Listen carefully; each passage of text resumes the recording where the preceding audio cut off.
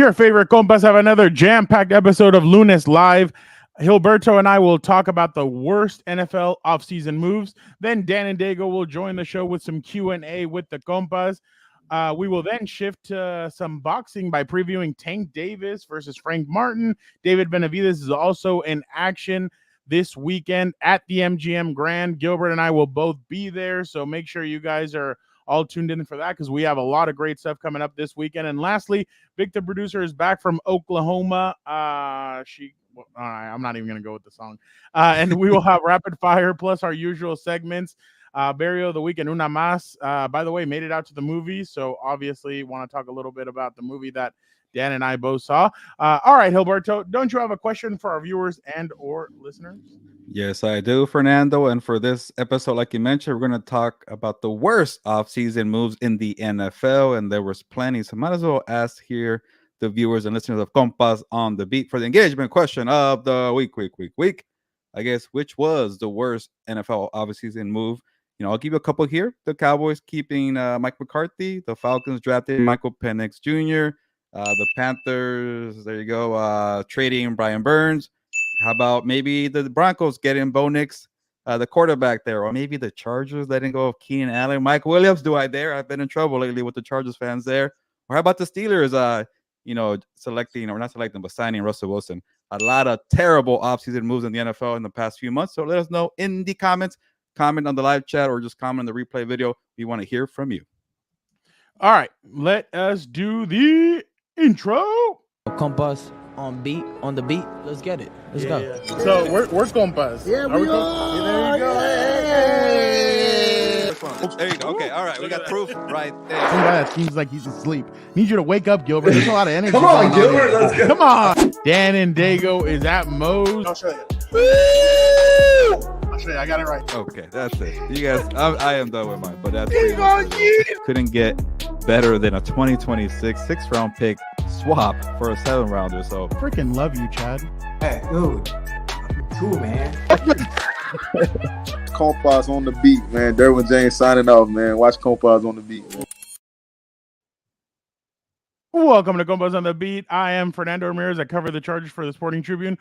With me, as always, my co-host, my tag team partner, Gilbert Manzano, covers the NFL for Sports Illustrated. What's up, bro? that's me freezing. So if I freeze again, get used to it. But hopefully it's better than last time. I think, Fernando, you might have froze. No, I'm not frozen. I'm waiting for you. I'm waiting for you to talk. So, all right. Yeah, terrible Bills. Last week I had a terrible show with you and with Victor for House of Horns. I had terrible Wi-Fi, but maybe it's better. So far, so good. I'm going to jinx it here. Shout out to Jesse for that comment there on the worst offseason move, because that Darren Waller video is there. So there you go.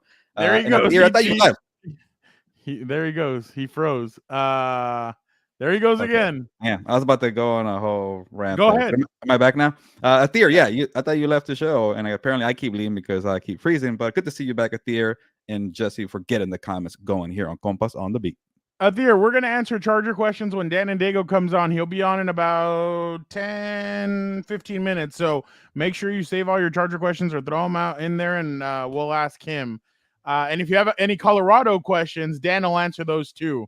So he's a Colorado Buffs expert. But Gilbert, obviously, did you have a nice weekend? Is the move? Are we done with all the move, or? Well, as you called me out before. Dragging ass? Yeah, oh yeah, definitely dragging ass. That sounds weird. Or grab ass. Isn't it grab ass? Which one is it? Well, no, you're dragging ass. Like dragging ass is like, oh, you're kind of like so. Okay, you're lazy. Yeah. You have a grab ass is when you're like you're kind of just Yeah. Victor, sense me right here. You are bullshitting around. Okay, that right. Didn't do it. Didn't even do it. Okay, terrible. But yes, the definition between grab ass and dragging ass. Okay, you got to stop here. As you can tell, as you got me, Fernando, nothing in the background. The backdrop still look like a hostage. So far, the Wi-Fi's holding up. It's holding up, but nothing behind me because I needed a weekend off after, being a tough guy the weekend before, moving couches, carrying furniture around, sweating, things like that. It was a brutal weekend that I needed a whole weekend to recover. So, like, do you feel like now you need to hit the gym, or are you like, no, I just need a total break? Or Well, hey, it helped you because you're about to go to Mexico in a couple weeks, yeah. and you're gonna be in the pool and all that. So that might have helped you, don't you think? I did gain some momentum, Fernando. I don't know if you check your phone on the iPhone. It tells you how many steps you have, per day. You go to the health app with the little heart there. It just shows you the steps that you have. And I had like a record high for the year for one of the days I was moving 17,000 steps. So I had like 3 days over 11,000 steps. You know what? I'm gonna lose some weight here. I felt a little slimmer, but Then then you go to the damn scale and you didn't because of all the crap that you no, ate while you're moving. I can't do that. No, I don't put myself on the scale because I can't take the number. I have just can't to. do it. But I have to. because you're more dedicated and you're more honest with yourself than I am. But after those 3 days of putting in work, you know what happens the next 3 days? Eat like crap, and then you gain it all back. There you That's go. the crappy part about working out. You could gain it like that. Anthony, what game are you speaking about? Like this weekend, we're gonna be going to the David Benavidez and Tank Davis fight. They're the co-main event. That's Maybe what Anthony's we're. talking about during the season, maybe to maybe catch up Oh, with the Compas. I don't know. oh, during the season, I mean, I'll be at all Charger games. I think Gilbert's gonna be more selective this year when it comes to Only games and prime what time he games for me because I'm special like that. Prime time. prime time. Oh, then you're coming out to Arizona for Chargers Cardinals for It's Monday a night. Monday and it's a short drive. Well, not too short, but it's a good enough drive to make it work. Oh, that'll be interesting. Maybe I'll bust to Calexico and you could just pick me up there. But I yeah. can't even. I'll tell you a story later, but I can't drive in Arizona. Let's leave it at that. Oh, you can't cross state lines or what? What the hell? Well, I don't know. It's I can say it right now. Whatever. It's like I'm not sure if this still applies, but I used to live out there for an internship when I used Yeah, I to remember work that. for Arizona Republic. I was 18. No, I was like 20 years old, 20, 21. A couple speeding tickets here and there that maybe I may or may not forgotten to pay for, but man, I don't know. Maybe I'm not sure. I don't want to get myself out there. And also, I've been watching a lot of Suits lately that I don't want to. Are you gonna watch the new Suits or no? They're like Well, doing a spin-off or something. Well, I had no idea there's gonna be like a new season, and I kept seeing that it was like #1 Netflix like last year. I didn't care for it. I'm gonna give it a chance, and I got really into it. And then I saw the season. Okay, I gotta catch up. There's like 8 seasons, but I'm in season 2. Have you watched it? Yeah. No, I haven't. Anthony, like I said, I will be at all the Charger games next season. Gilbert will be at some. He'll be at some Chargers, some Rams, whoever is on prime time. He will watch it. Mimsy, how are you doing today? Mimsy says Danger Gilberto. So yeah, he's a little bit of a dangerous. I don't think that's anybody that you want to be with, but associated with. But all right. Let's get into a little NFL. I didn't do anything this weekend. Let's get into a little NFL offseason. Obviously, we all know that Gilbert and his MMQB's teammates, they do a great job over there at SI, filling you in with all the great stuff. We've had most of Gilbert's coworkers on the show. There's one good friend that we're still missing, but I don't know if Gilbert's going to want to have him on or not. But the NFL's worst offseason moves, they debated that. And let's go over some of the worst moves mentioned by them. And we'll start off with Gilbert. So Gilbert said the worst move was the Dallas Cowboys sticking with Mike McCarthy. So let's have Gilbert give the context, and then I'll give you my thoughts on that. Okay. I don't know what that was. But Fernando, you got to let me have. I was going to say, maybe it was you or me. Yeah, I don't know. No, it wasn't me. Okay. Okay. In the words of Shrek, donkey, if it was me, you'd be dead. There you go. No. But let me get one more bad offseason move after I give you this one because I already wrote it for SI. But to kind of give you some context here. Yeah, the Cowboys stuck with Mike McCarthy when Bill Belichick was out there. And before Jim Harbaugh went to the Chargers, Jim Harbaugh could have been available. Mike Vrabel could have been available. And Cowboys, yeah, you've done a good job of winning games in the regular season. You won the NFC East. Mike McCarthy's Texas Coast offense did pretty well. But who gives a crap? I don't know if the bleep button is ready. Who gives a crap about the Cowboys and what they do in the regular season after the turn of the century? From whatever 1997, the last time you made an NFC title game, you've done nothing in the postseason. We haven't gone that far. You've won some NFC East titles. You've won in the regular season, but enough is enough. Go win the whole damn thing, or at least win 2 games in the playoffs to get to the NFC title game. And you could have done it with Bill Belichick, and you didn't do it. And Jerry Jones, I get it. You want to be a little patient there, but you haven't even re-signed your coach to another extension. When you have a lame duck coach, Fernando, that rarely goes well. And you might have a lame duck quarterback in Dak Prescott. So you got all make or break seasons for Dak Prescott and Mike McCarthy.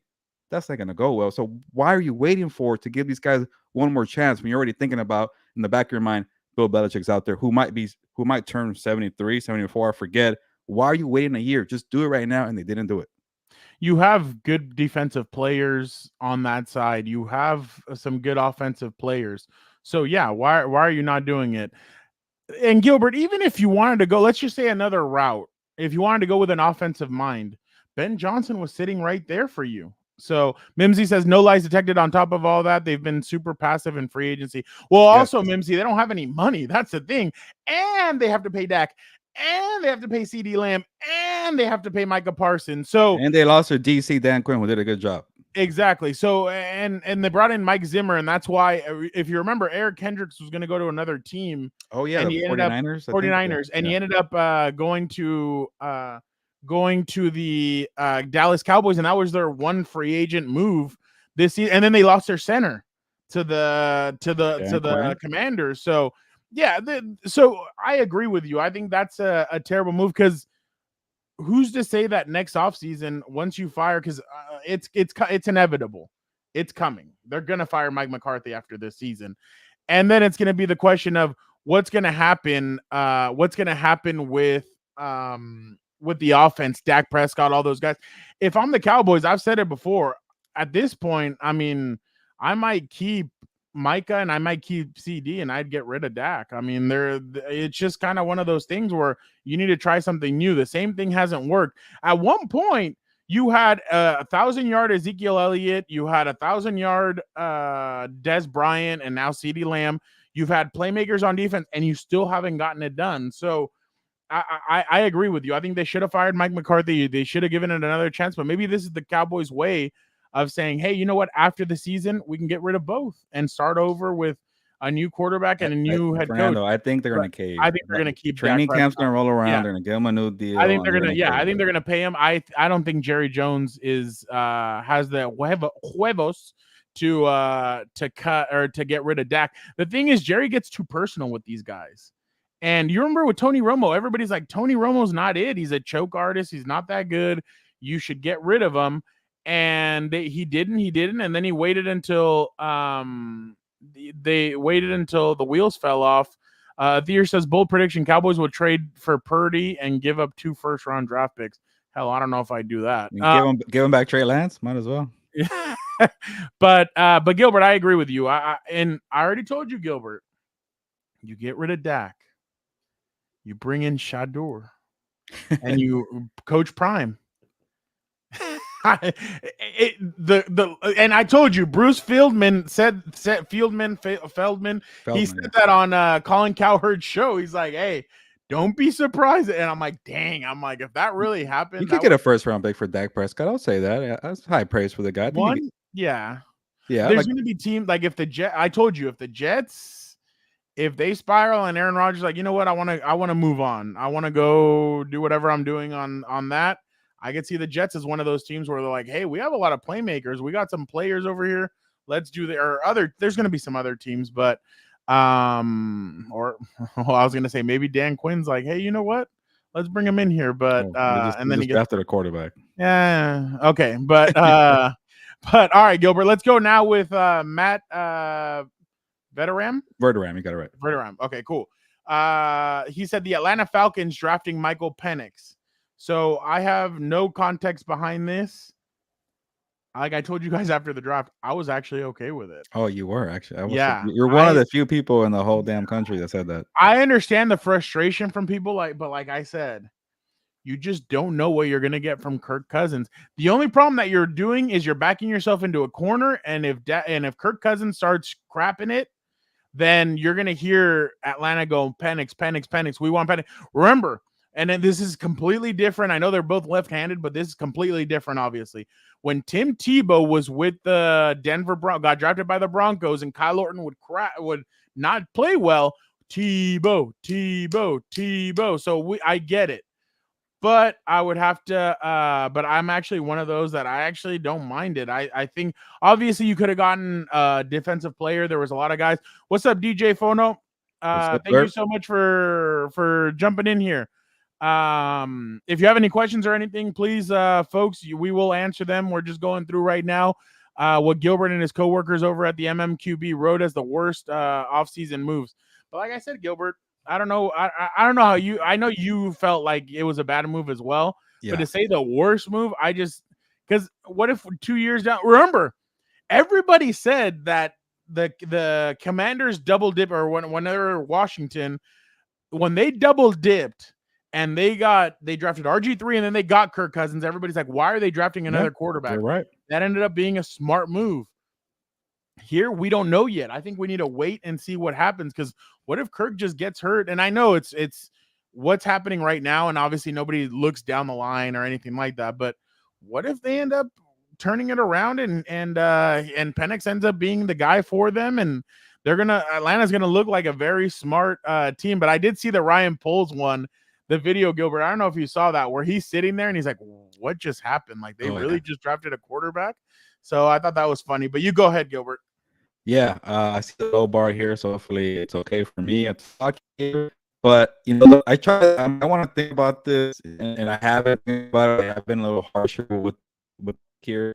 It's just like, why do you pay Kirk Cousins $100 million guaranteed? Like, I get if you don't get Kirk Cousins to sign, then you become obvious destination for a quarterback, right? Somebody could jump you, and then you lose Michael Penix Jr. Like the stories that are coming out of Atlanta, they really, really love Michael Penix Jr., where they want it to become top secret. So if you don't have a quarterback, that say you're the Raiders or the Broncos who didn't have a legitimate franchise quarterback, you're an obvious destination for a quarterback.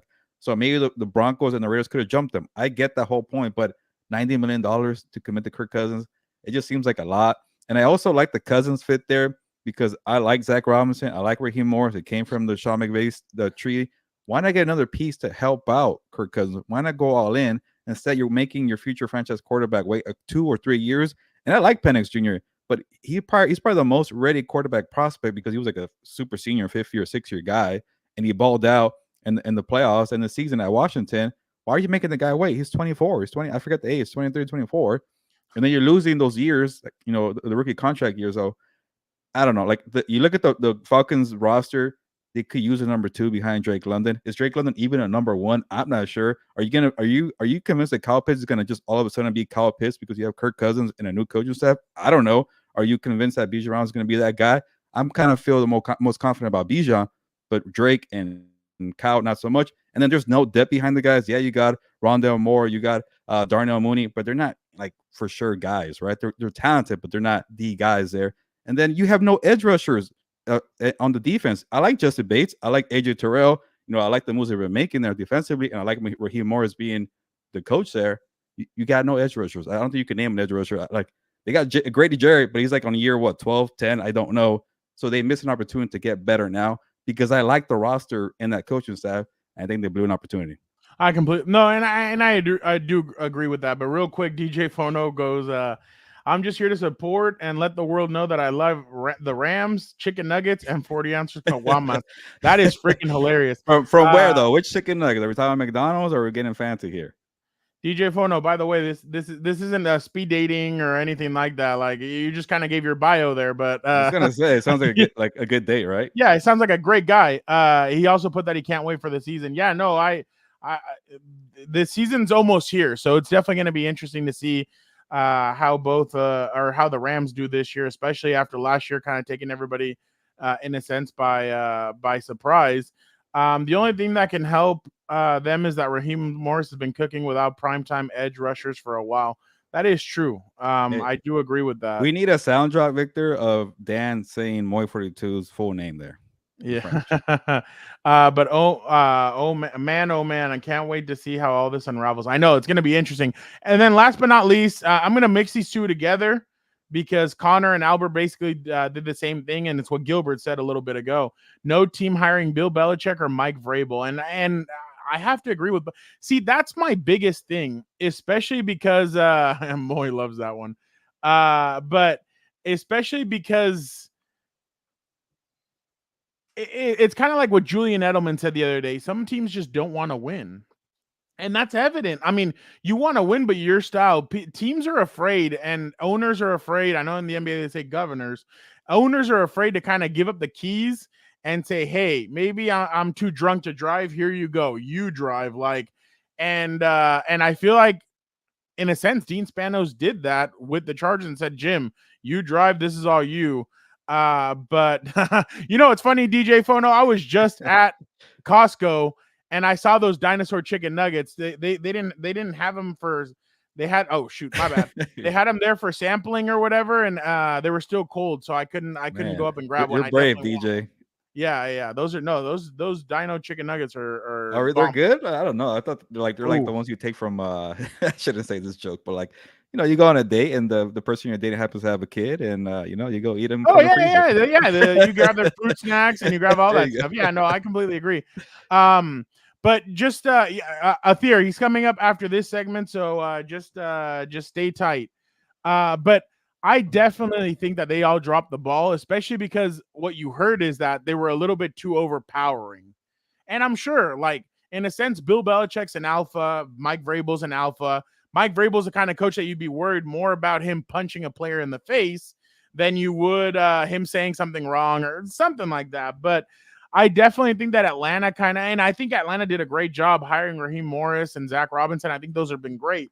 But at the same time, you could have had Bill Belichick or Mike Vrabel, and it's just crazy that he's with the Cleveland Browns of all teams.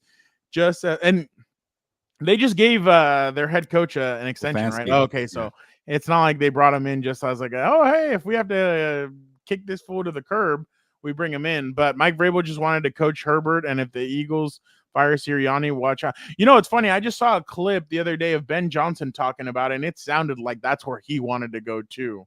And that's why he decided. Wow. Yeah. He wanted to go to the Chargers. Oh yeah. He liked that scenario, and that was a prime location because you have the freaking quarterback there. Well, and it's funny. I asked the Chargers wide receivers coach Sanjay Lal. He's been in the league for a lot of years. I'm like, what attracted you to come here? He's like, the quarterback. He's like, are you kidding? I think that's why everybody wanted this job. And I was like, oh wow. And so I'm like, a wide receivers coach saying that's why he wanted the job. Hey, it's job security, man. Yeah, better chance of winning. And it's not just that, Gilbert. It catapults you into the possibilities of. Remember, after Staley's first year, there were a couple of coaches, and that was a 9-8 year that got head coaching job interviews and stuff. So you just never know. But yeah, going back to that, I just think it's crazy that they didn't hire either one of them. Will they come back? I don't know. No, Mike Vrabel will. But Bill Belichick, he did a really good job on Pat McAfee's show. He's done a really good job with some other stuff. He may just turn into a TV analyst and say, you know what? I made my mark. Yeah, Don Shula's all-time wins. That's awesome. But maybe I just relax and kind of take it easy and have fun with this. So, and you've seen him. You've seen him at Washington, the Cougars. You've seen him not with Cougars, at the Washington Cougars, where his son coaches, and you've seen him at other places. So I could definitely see him kind of sticking with that. But Mimsy says, Bill Belichick, I understand because of the recent events coming to light and him also wanting to be the GM. Mike Vrabel, though, completely blows my mind. Yeah, no, I and the thing is, Bill Belichick's always done it, so that's why. And I understand that Bill Belichick's the last good draft he had was 2013. The rest of them have been very questionable, but yet they still kept on winning. So that's incredible. Bill Belichick was better at recycling talent that other teams didn't want. Like I remember Kyle Van Noy told me, nobody really wanted me at one point, and then the Patriots traded for me, and Bill Belichick said, you've been used in a different way. We need to use you this way. And you're like, oh, wow, okay. And that's when Kyle Van Noy started coming out, and he played really well under the Patriots. So that's what they've always done. And I understand it. So, yeah, I agree with both Connor and Albert. Yeah, I'll give Albert Breer the point here because I didn't think about this because a lot of these owners talk to each other. And I'm sure, Robert Kraft was saying, you know what? Yeah, Bill Belichick, he's a little difficult. He's a lot to kind of deal with. I don't know if you should do it. Same thing, Mike Vrabel. He's a little tough guy, kind of stubborn ways, has his own way.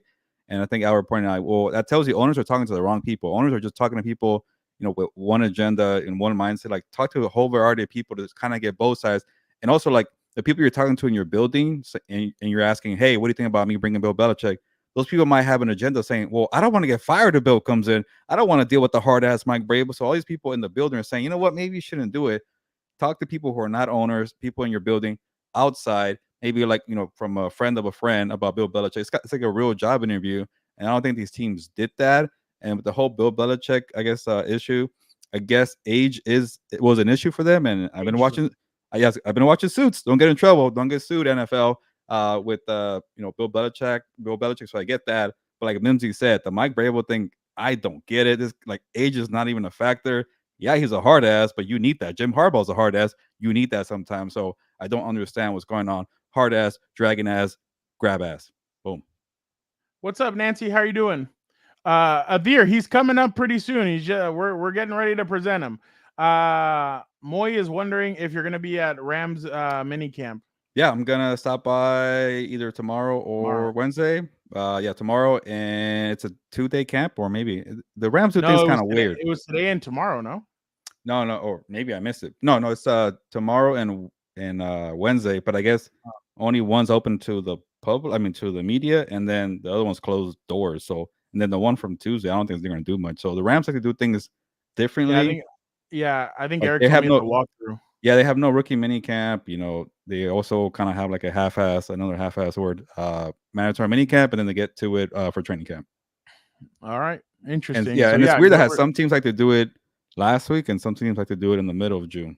I asked, do you think Jim is gonna want to do the whole? Yeah, I was like, oh, okay, because Brandon sometimes would give him the no, I know, but Brandon would give him like the last day of, and would just cut it, and they're like, no, they have 3 days, no. They have 3 days, yeah. Tuesday, Wednesday, Thursday. So it'll definitely be interesting. But Gilbert, without further ado, he's here. Oh, thank you. Oh, your boy is here. How in the hell are we doing, everybody? And, who bumped you up? Are you doing that well in the program that you got moved up to a prime spot? Like, what are you talking about? You're buried in the back of the show, like an hour and 30 buried in the back. Isn't that funny? 27 minutes. I'm not even going to acknowledge the stooge in that idiotic question. Let me tell you something. When you're prime time like your boy, prime time is the mid card, the beginning, the end. It doesn't matter where I come in, baby. That's when it's going. We're about to take off, my boy. It doesn't matter. It doesn't matter what you think. But anyway, Gilberto. The Rock? Per my sources in my ear. No, not The Rock. That guy's a scumbag. Look, he's better than The Rock. I got the shirt on today. I'm hoping you watched that shirt. You've been wearing it too many times. I do the laundry every weekend. How dare you? Oh, are you saying because I'm a man I don't wash my clothes? That's kind of crazy. No, I'm in real time. What's going on? I'm not a sexist here, okay? Yeah, I'm just kidding. It's a joke, everybody. He's a great human being. I can't wait to see him. Everybody's saying hi to you. Scumbag. Hello, everybody. Hello. Your boy is here. What's anyway, that? What's the name? Oh, who? His? Yeah. All right, hold on. That stooge. That scumbag. I think he meant Moy 42, not me, but that works too. That's crazy. Well, Nancy was asking. That is crazy. My boy, I'm prime time. Just like, I'm like Tyson, dude. My defense is impregnable. My all glory be to Allah. No, I'm just kidding. I'm Catholic. I want to eat your children. I want to eat your children. Oh, no. I was about to say the one you remember from the press conference after he got out of prison where he's talking to the guy in the crowd. Do you remember or no? Speaking of which, thank you for bringing this up. Let me tell you something. I want to let you all know something. I am now somewhat a real expert in the fight game. There you go. My boy. Are you in Canada, my guy? We'll bring you out to the White House if I get there. Book it. I'm gonna save America. No worries. I'm gonna launch a campaign from Mo's shop. So I'm gonna get some stock in that. And I'm Dan, anyway. Okay, go ahead. I was gonna say I've been a little expert in the fight game myself, my guy. I've been watching some old UFC fights, some Don Fry. What? I bet you don't know who that is. I do. Wow. Tim what Kennedy. UFC 10 or something? What? What? I saw some. I saw Tyson fight somebody. I can't remember. No, Wow. Evander Holyfield. I can't remember who it was, but it's all on YouTube. The bike I'm fight or the first one? I actually watched George Foreman's movie. I was. Oh yeah. Oh, I saw it on the plane recently too. Yeah, I thought saw. it was crazy. Yeah, it's something else, dude. These people are something else. But like, I was watching the Dom Fry versus. I'm gonna butcher his name. Yeah, there you go. My boy, Wow. Signor Vive Moi, saving me like always. Look Dom at Fry that. versus Kaya Takayama. Dude, his face at the remember end that. of that fight, my God. I was like, it's just so crazy. Like, there's a maintenance worker at don't the even think that undisclosed was- location where Sorry. I work.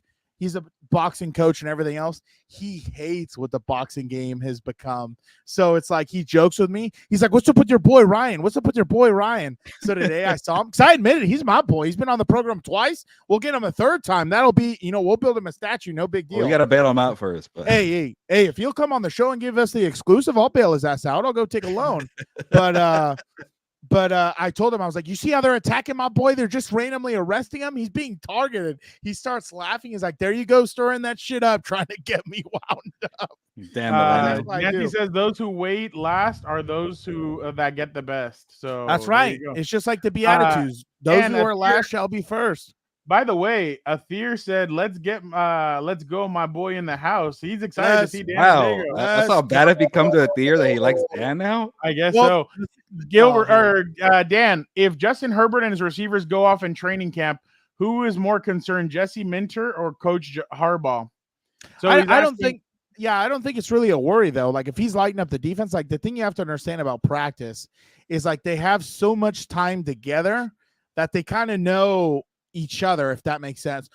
So the receivers know what the DBs don't like, the DBs know what the receivers don't like, and it just spreads out throughout that whole position. Because I mean, in all honesty, and you guys have seen it before, and I've seen it at the high school level, there's periods where the offense will kick the defense's ass, vice versa. There's a period where it's a stalemate. So it just really depends. I wouldn't be worried at all. Now, I'd be worried if you're in training camp and you're doing a joint practice and they get lit up by, whoever's in town, especially if they get lit up by the Raiders. No offense to Vic, the producer, and everybody else. No. The Raiders should not be lighting you up They in wouldn't. the air. I don't think they do a joint practice with the Raiders. Well, but you know what I'm saying? Like whoever it is, like, even Derek Carr. Derek Carr last year. Derek Carr should not be lighting you up like that. He is not that guy. Oh, Mimsy, there you go, bringing her up.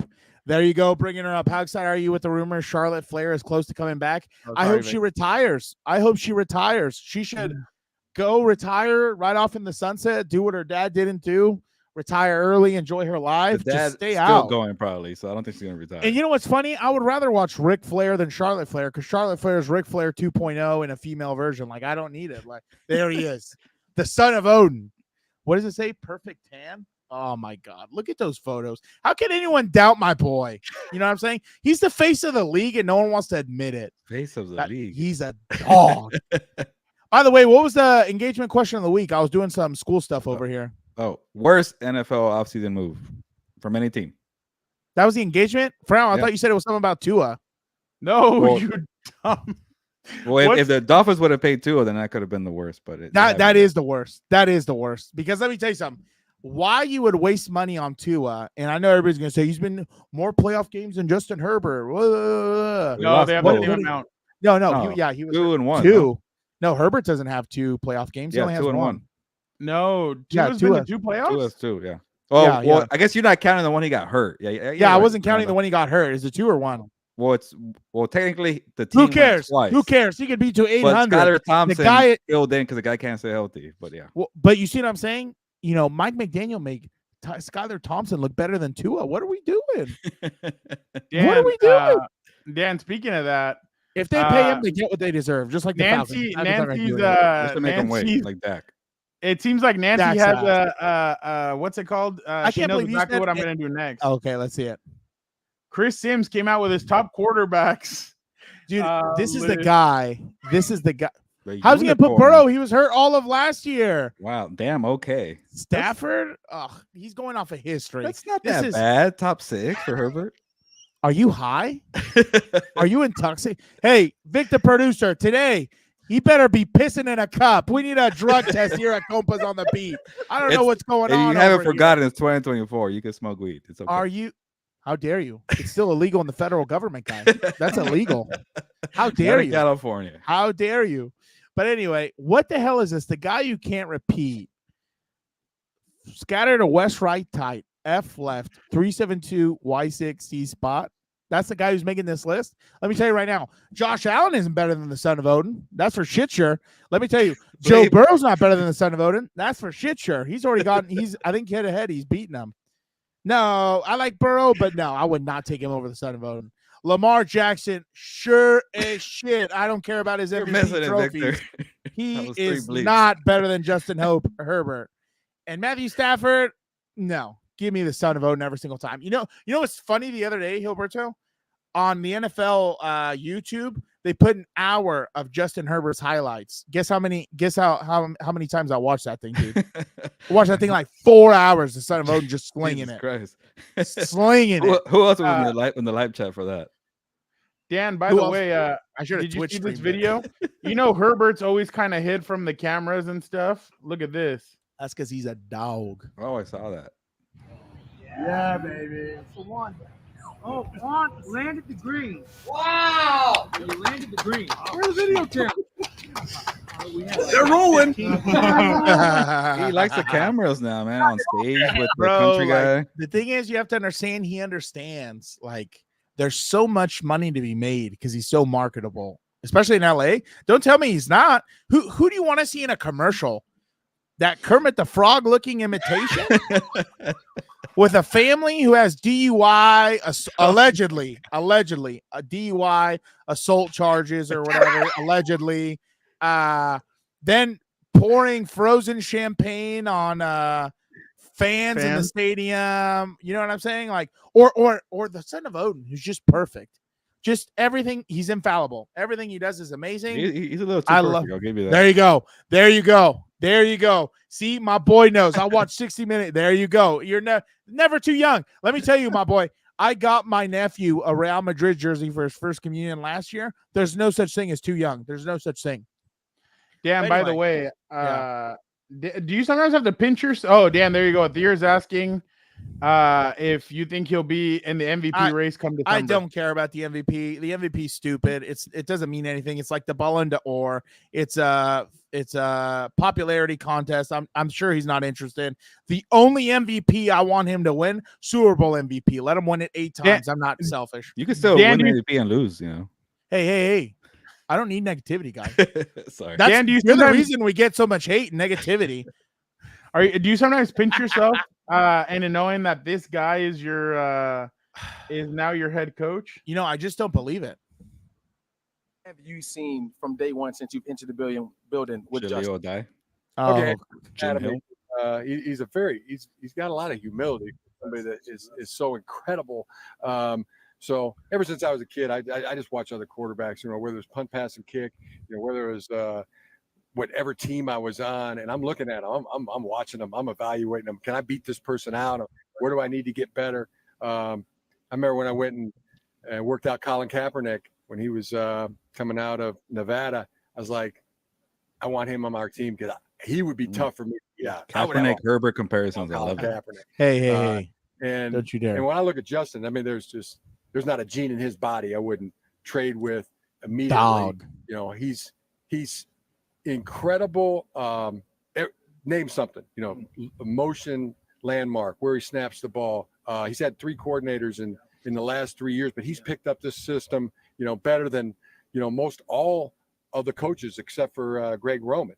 And then the arm talent is off the charts. Like I said, there's not a gene I wouldn't take of his, and he does it all from this perspective. What's in his heart is everybody else. You know.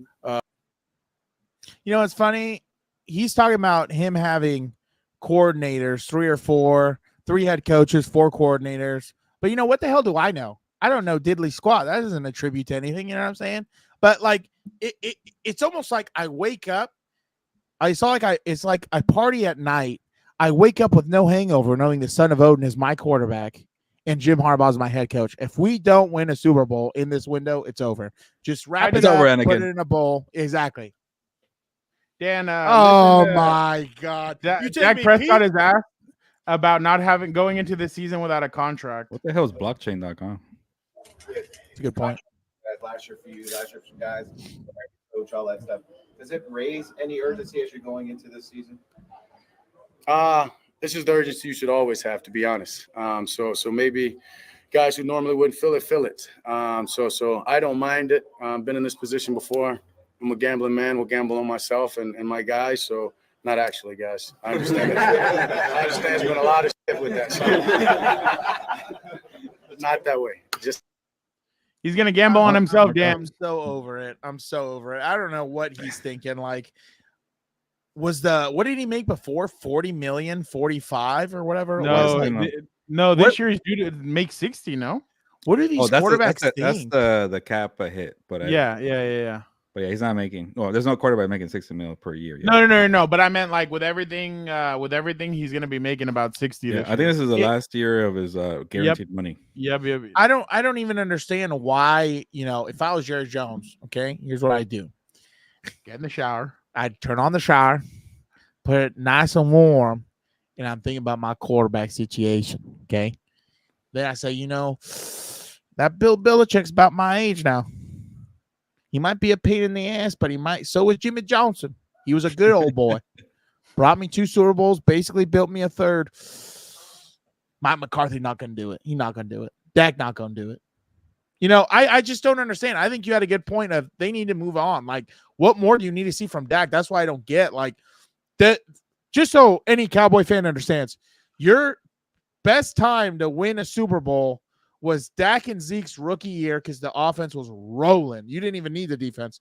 And what did you decide to do like morons? Took the ball out of Zeke's hands and put it into Dak, and that is why philosopher Dr. Aaron Rodgers came back and beat the Dallas Cowboys in that game at home. Well, like, what are we even talking about? I just don't understand what else we need to see from Dak. I can tell you about Dak. I can tell you about Tua. I can tell you about Jared. I can tell you about Lamar. Take your pick. I've seen enough, dude. Guess who I haven't seen enough? And that is the son of Odin. I can never see enough of them. Speaking God of lightning, Gilberto. Mike McDaniel, listen to what he says right here, Dan. That's Mike McDaniel? Looks like Eminem.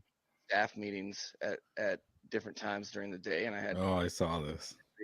Every staff meeting I put like at 7:24 or 3:24 or 5:24, like the number 24. Okay, not for Kobe. Nothing. That's how many years it's been since the organization's won a playoff game. We are going to hear about that come playoff time. You think? Yeah. So, to me, you do that to empower right there guys. is why you don't pay Tua. 24 coming, freaking years, you haven't won crap. I agree. From it. But that to me what was he getting at? This dude was talking halfway through it. I couldn't get the rest of it. He already saw the clip. The whole point is the clip. So he felt the need to every meeting is 24 minutes after the hour because they haven't won crap in 24 years. That's he wants the number 24 to be in into their mind. I love it. I love that. Oh, that's really? Symbolism. I thought it was kind of no. It's a daily reminder. That's to feed the fire. Well, nothing has worked. I'm with it too. Now, what you do to change that to 1 or 0, get Tua's ass out of there. That's what you got to do. I'm telling you, the one read pony is not going to do it. We saw that. Every time what did they say, Gilberto? Your stooges up there, they're not the blue checkmark brigade anymore, but all these highbrow fancy people in the sports media world, what were they saying after they dropped 70 on the Broncos? Oh, they're gonna do it. They're so good. And then what happened? They ran to Gilberto's Kansas City Chiefs. Oh, don't even remind me. A stooge at Moe's saw this coming a mile away. And I told him, this guy is not the guy, dude. He's not the guy. Dan Athir is saying that he thinks Thule will be the Super Bowl MVP in 2026. Oh my God, no. Who cares? I don't care. As long as they win 42-17. Right. I hope it's 42. Can we get the Dan's list now? People are getting off the rails. No. Dan's list will be next week. We have we're gonna do it. Okay. All right. Yeah, we had overrated quarterbacks. Yeah, because I thought you're getting started with Dak and Tua. Might as well. I know, right? Might as well. That's already 2 of them on the list right there. Dan, what did you make of this quarterback list? Oh my! Oh no!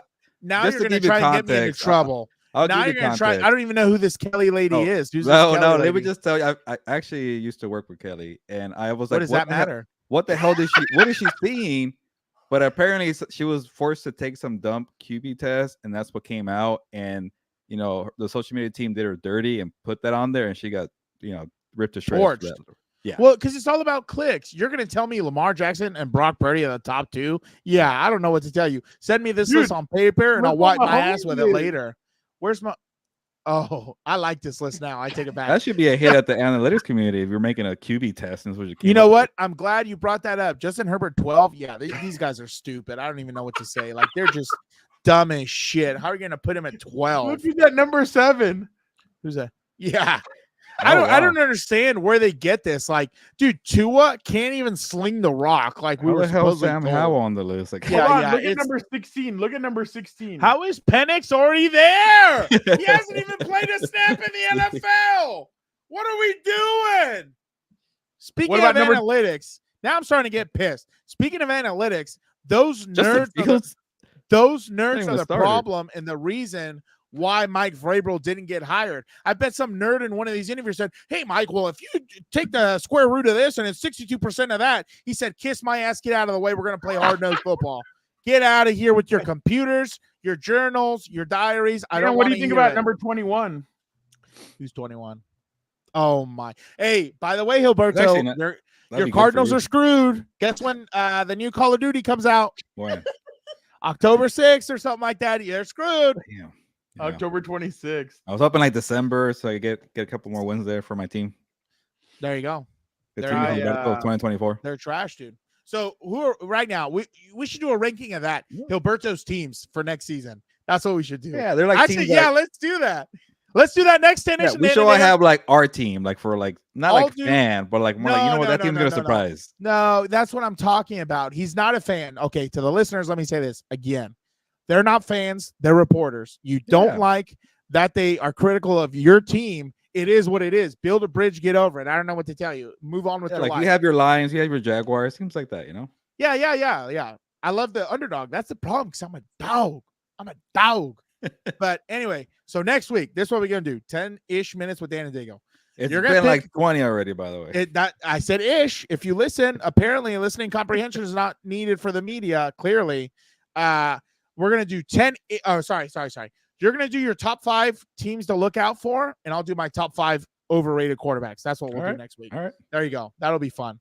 So I can crap on all your favorite teams. Lastly, Dan, before you leave, we want to leave you on a high note.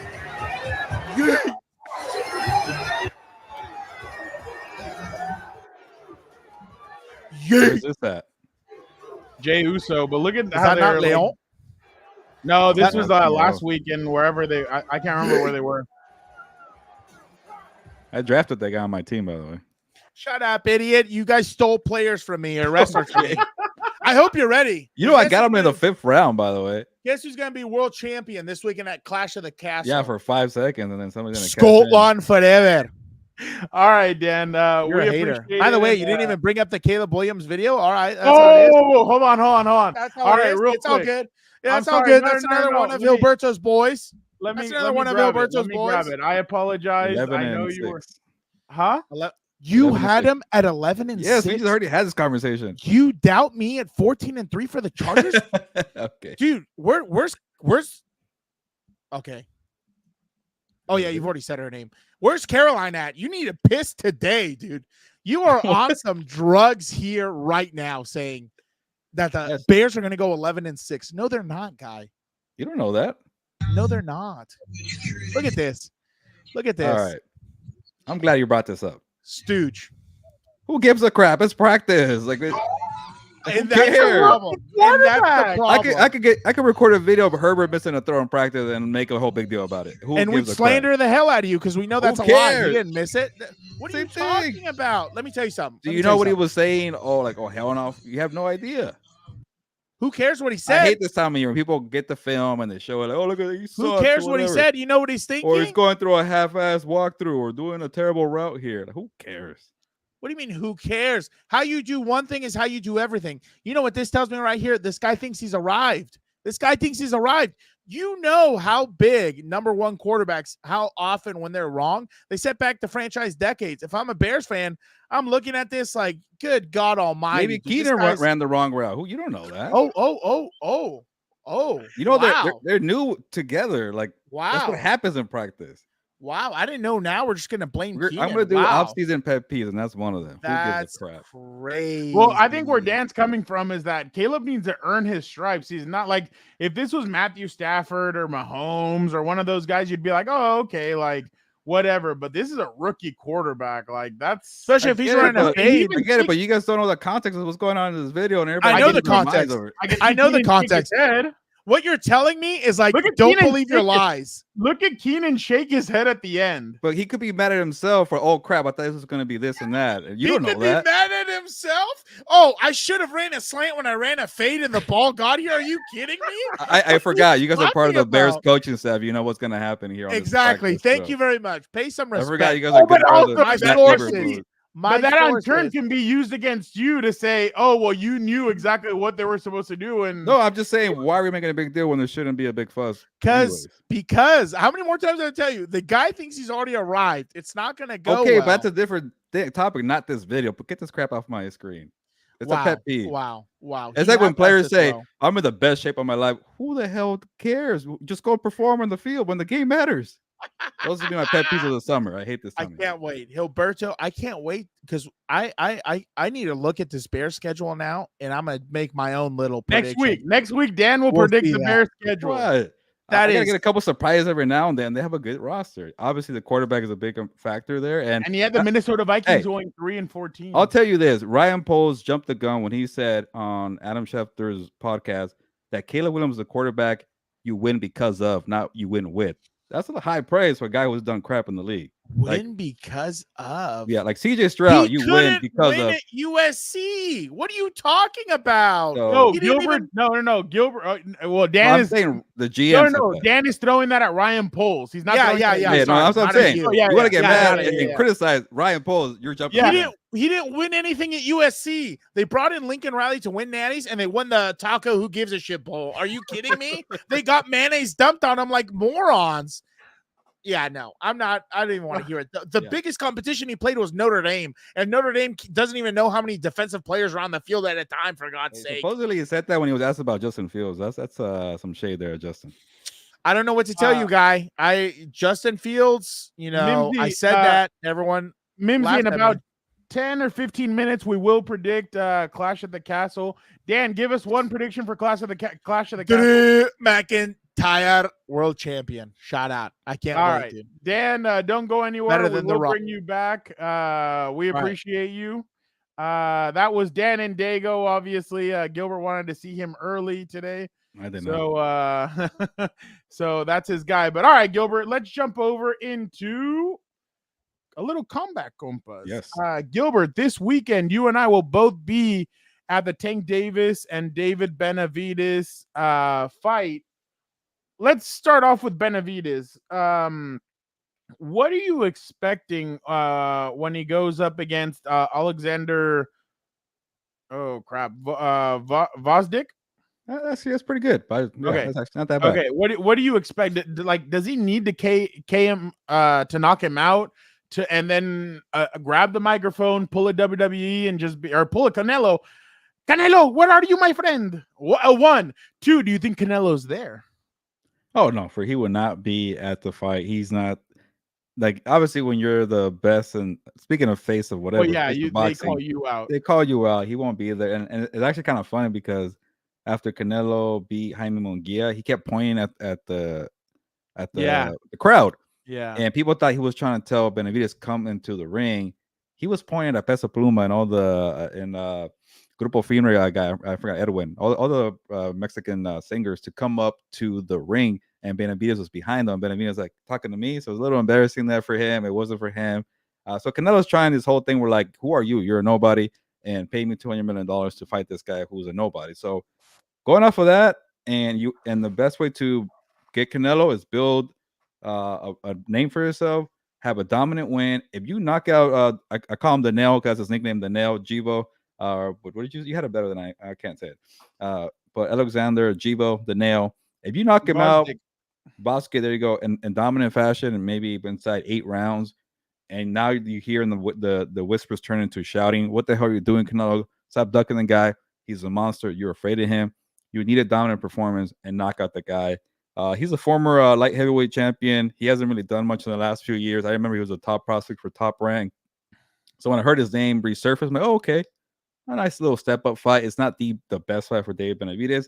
So when you got somebody you're supposed to be better than, you better immediately take care of the guy, knock him out, and then obviously do your call out for Canelo Alvarez. And all signs point to Canelo, maybe fighting Terrence Crawford.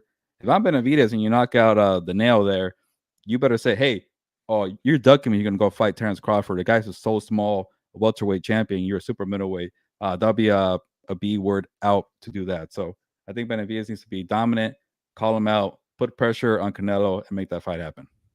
So obviously, we know that Tank Davis was with Floyd Mayweather. So before in the past, he's going to be going up against Frank Martin. Is Tank basically pointing at the easy work and saying to take that line from Floyd Mayweather and saying, oh, this will be easy work. Y'all are going to remember who I am. Or do you feel like Frank will give him a little bit of a tough time, especially because his trainer is also Ryan Garcia's trainer. And I don't think he wasn't his trainer for the Gervonta fight, but I'm sure he's seen the film and he kind of knows what style might not slow down, but at least give Tank a little bit of trouble.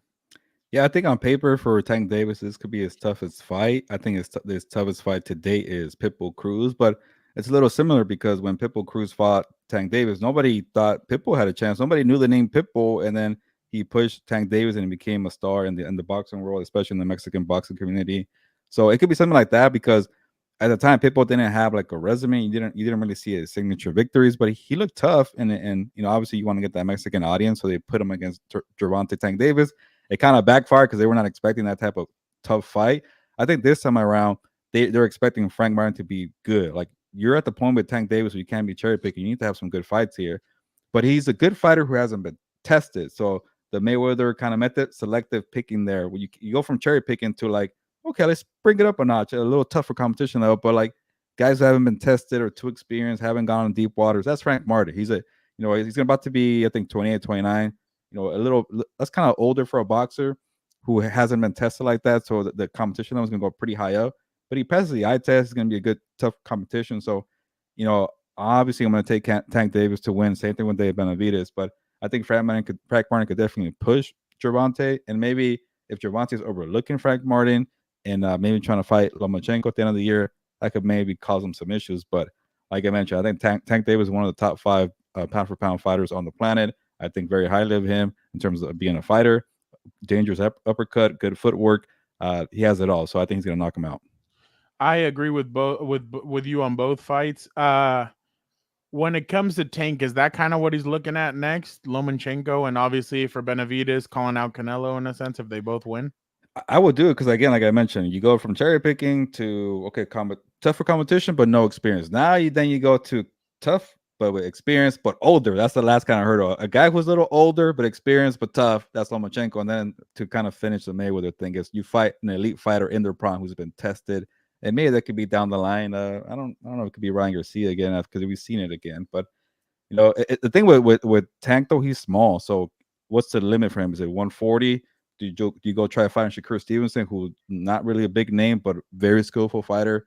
So that's kind of like the path for Tank Davis. And I'll say this real quick, kind of a random thought, Fernando.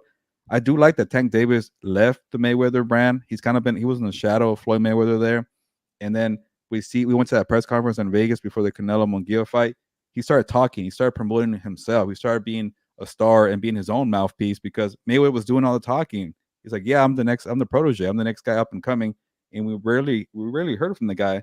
Then we heard him at that press conference. He was funny and outgoing. And then he's hanging out with Canelo Alvarez to kind of raise his profile because I'm sure Mayweather was saying, why are you going to hang out with Canelo? You got me. And he's hanging out with Canelo, having a good time with the Munguia Canelo fight. I like that different side of Gervonta. Obviously, stay out of trouble. I remember, I think at the press release said he kind of, hated being in, I guess, that fake jail. He had nothing else to do but tweet, and it kind of gave him a little wake-up call. So we'll see what he does for his next kind of chapter in his career. Yeah, no, and what did he say? He's like, I'm gonna have to take it. He's like, I feel bad for this guy. I'm gonna have to take out all my frustrations on him. And you're like, damn. Gilbert, by the way, you did mention Ryan Garcia, obviously friend of the show. He's been on here before, but this was a video of him on last week. I think it was June 8th. Was it Saturday? I think it was Saturday. Yeah. He was arrested at the Beverly Hills Hotel. That's where we were for the Canelo one, right? The presser. I want to say that's where it was too. The name sounded very familiar. Okay, yeah, that's where we were, Gilbert. And just what are your thoughts right now of what happened? Supposedly, allegedly, he vandalized his hotel room, and then he came out into the hallway or whatever and started vandalizing that as well, according to TMZ. You know, I kind of want to have some mixed feelings here. Obviously, the old school guy in me, the hard ass, the tough guy's like, enough is enough, man. You're a grown man now. Stop doing dumb crap like that. But then also you think about what he's gone through with the mental health stuff, and then also I think he announced that his mom has breast cancer, so that can't be easy to deal with.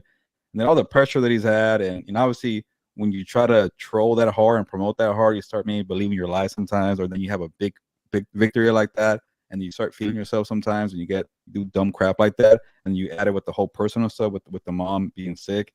And I don't know, maybe there's some dumb choices. I'm not really sure exactly what he did to. I think I read $15,000 in damage at the hotel room. So obviously they called the cops there, and they weren't having, especially that type of hotel where it's kind of like a historic kind of hotel. You don't want to mess around kind of history with that. So, you know, obviously he has to grow up. Maybe he needs some time away. Stop trying to promote a fight with Earl Spence Jr. Stop trying to fight Sebastian Fundora. All these dumb fights, or just because you're trying to promote and keep your name in the headlines. Take a break, chill out, be with your mom, take care of yourself, take care of your mental health. But part of me is kind of like, dude, like enough is enough. Like, then he got popped for the whole steroids thing. Again, I don't know what to believe, but just knowing his track record and his background of kind of doing some weird stuff, shady stuff, I don't know what to believe. Like, I want to side with the whole, you know, being a good promoter and also dealing with the stuff at home. With him, it's kind of like it gets tiring after a while, so I don't know what to say or what to lean on here. But obviously, take some time away, chill out, be with your family. Yeah, and that's kind of the issue also, is that so many people depend on him that it's like, okay, like I'm sure that pressure also is a lot. I mean, I'm sure his whole family kind of depends on him for all that stuff. So it's just sad to see, especially with because he's so talented, and it's not just the boxing side, but the social media side. I mean, the guy, people like watching him. I mean, you saw that. I just put a 6-second TikTok of him on a horse, and I got like almost 2 million views on it on Terra, 1.5 or something like that. People care about the guy, and people want to see what the guy does. 1.7 million views on our YouTube channel for the show. Yeah, exactly. Yeah. And I mean, there's been a lot of different things that he obviously has brought, but just hopefully he can get it together and kind of get it going, because obviously the dude's talented, and I'm sure he's going through a lot right now. But and like you said, sometimes, I mean, and I know I kind of throw it back to wrestling, but that's kind of the beast that I know more. I've heard wrestlers before say that sometimes they believe the character that they are, and sometimes they turn into that character, especially when they've been drinking or doing other stuff. And that's kind of the risk that you run, because sometimes you turn into that. I mean, you saw the movie The Mask, right? Yeah. With Jim Carrey. Well, if you remember, the doctor, the psychiatrist, whatever you want to call him, the guy tells him we all wear masks, like we all are different people and everything. And that's the interesting part. Sometimes these guys believe all that, and they believe that they're bigger than the world, and they should get everything. And I'm not saying that's Ryan, but I'm just saying sometimes you see all that stuff and you believe all that stuff. So yeah, it's not a lie if you believe it. Yeah, exactly. So hopefully that's why right now when Dan and I and Melissa, we're driving back from Costco, and Dan's like, yeah, my hot takes. I'm like, what do you mean hot takes? Your right takes. He's like, exactly, my right takes. And I just started laughing. I'm like, this guy. But yeah, hopefully Ryan kind of gets it. I mean, is able to get it together. And I mean, Gilbert, you saw Brooklyn was pro Ryan Garcia. They wanted to see Ryan Garcia win. So hopefully he can get it together. Don Corion says, good afternoon, fellas. How you doing, man? Gilbert, before Love the name, love the picture. I know. Before we head over to wrestling, you spoke about Ryan Garcia and how much damage he did to the hotel room. Well, there's a rumor out there that Ryan and Devin have not been paid for the fight, and Golden Boy came out and said, as we have always done with all of our fighters, Golden Boy paid Ryan and Devin exactly what they were owed under their contracts. As with all pay-per-view events, revenue comes in over time, and additional payments will be made when more money is received. If they aren't aware of this fact, we would hope that their managers are, or perhaps Ryan and Devin should pay more attention to their contracts than their social media feeds. You would never see that type of statement in the NFL world, by the way.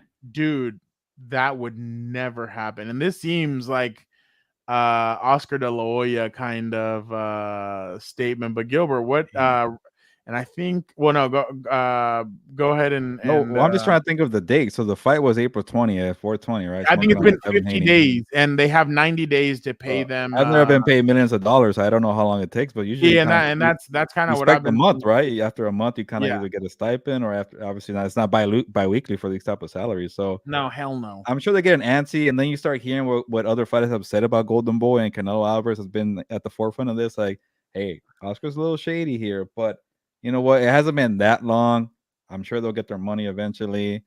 But with all the promotion, all the money put into it, we did see the venue at the Barclays wasn't totally filled to capacity. We also know about illegal streaming that might have hurt the pay-per-view numbers. So, hey, maybe they're hurting for money, but I'm not gonna say all that. I think De La Hoya, who's made a lot of money in his career, who's been a good promoter in his career, there's been some bad in it, but a lot of good too. So I'm gonna try to be patient with them, and I think they're young kids who do spend a lot of time on social media. So I don't blame De La Hoya for making that shot there. And if you notice, De La Hoya just copy and pasted. So I don't know if he's the one that wrote it or what. Oh, for sure, he's got that.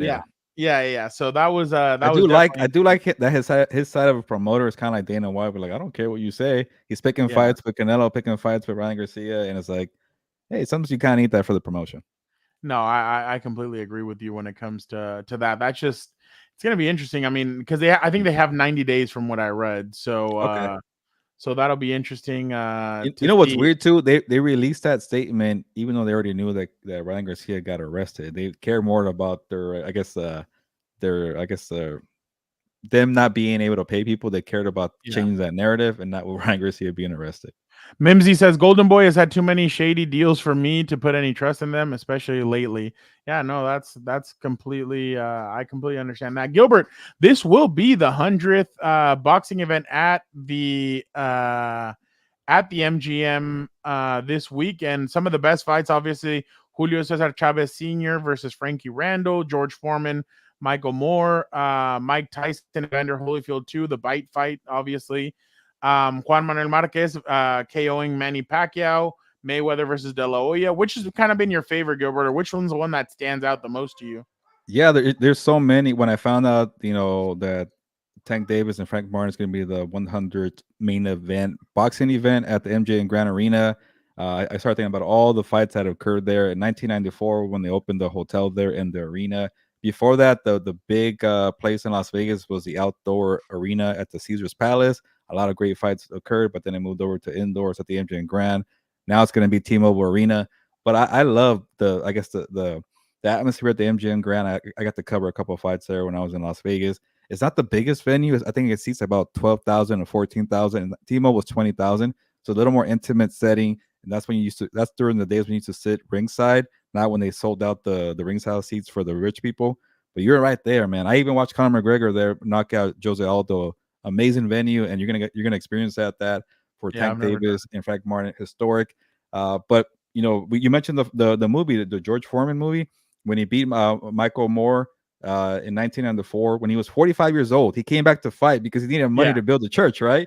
And nobody thought he's gonna beat a heavyweight world champion. He did it at 45 years old, and then he got the Foreman grill, and it took off. Like, it's wild how much his career changed from being this dominant monster who was a Mike Tyson before Mike Tyson. Then he got beaten by Muhammad Ali. That's a story right there. And he had to reinvent himself. He retired. He went a different path. He was nicer to people. Then he needed money, and he comes back at 45. By the way, Manny Pacquiao saying he might come back and fight. I 45. saw that. So, yeah, I don't want to. I don't. He did win a couple times. He beat Keith Thurman. I don't know if he should come back, but hey, George Foreman if did it's it. in Vegas, we have to be there. Yeah, it'd be pretty cool. But I don't like when older fighters come back. But then Neither I got to do I. remember about George Foreman doing that. Obviously, Mike Tyson and Evander Holyfield 2 was a bite fight. And then one that, I'll give you the last two here. Juan Manuel Marquez knocking out Manny Pacquiao in 2012, one of the, most devastating knockouts around the world and one of the most surprising. And then this one, I like to highlight Mayweather versus De La Hoya in 2007. I know exactly where I was for that one. That's when you saw Mayweather go from Pretty Boy Floyd to Money Mayweather. And he pretty much took the star power from De La Hoya because he's on the way out, beat him, and then became Money Mayweather. And the career took off right there. And that's all she wrote. Gilbert, real quick, did you hear about this upcoming fighter? There's this fighter that's supposedly kind of making the rounds right now. Let me grab this clip. There's this fighter right now that I saw, and I didn't know if is that it? Yeah. What do you think about this fighter right here?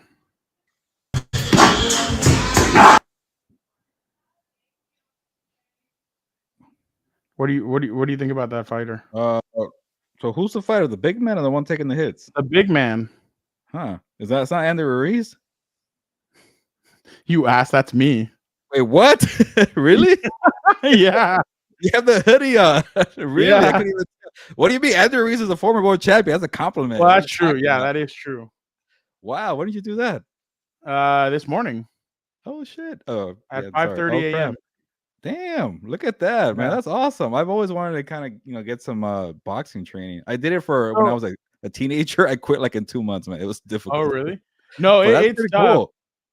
That's my trainer right there. So he really he fought on one of Canelo's undercards. He was a boxing he's boxed before. He's talked about going back into the ring. So yeah, no, he's a great guy, and awesome. He's been helping me out, and it's honestly, it's been a lot of fun. I'm not gonna lie. Was that your first time doing that? No. I've been doing that. Like he's done the speed bag stuff, but he like tells me, he's like, bro, he's like, you need to breathe. He's like, you don't breathe. So I want to hear you yell out like and I'm like, Man. I just feel so weird doing that. But yeah, he's like, you don't breathe. I'm like, okay. So I need like that's my one thing I do need to do. I do need to breathe more, but that's pretty cool seeing you put in the work, man. Obviously, we could tell by watching the videos that from last year to this year how much progress you made. But yeah, keep it up, man. Dude, it's been a lot of fun. I like that. Like I've actually I didn't know you didn't know if it was me, so that's why I was like, who's this fighter? I'm like, well, also you're covering your face with the yeah, hoodie. that's true. That's true. Yeah. So yeah, no, I don't. Heavyweight champion Fernando Ramirez. No, Andy and I are. Yeah, no, I still got a ways to go to. I always when people like say like, okay, if you were a fighter, what weight class would you be? And I guess me being at my height, I think I could be like a 147 welterweight. What do you think you could be like if you were like in top shape? Your height, heavyweight? No, think so. Well, how tall are you? You're like 6 feet. Andy, or yeah, I'm 5'11" and 3/4. But Andy and I are kind of the same. Are kind of the same height. No, but the way you're trimming down, you could be like fight at 200. Like if you were at top shape, working out every day. Top shape.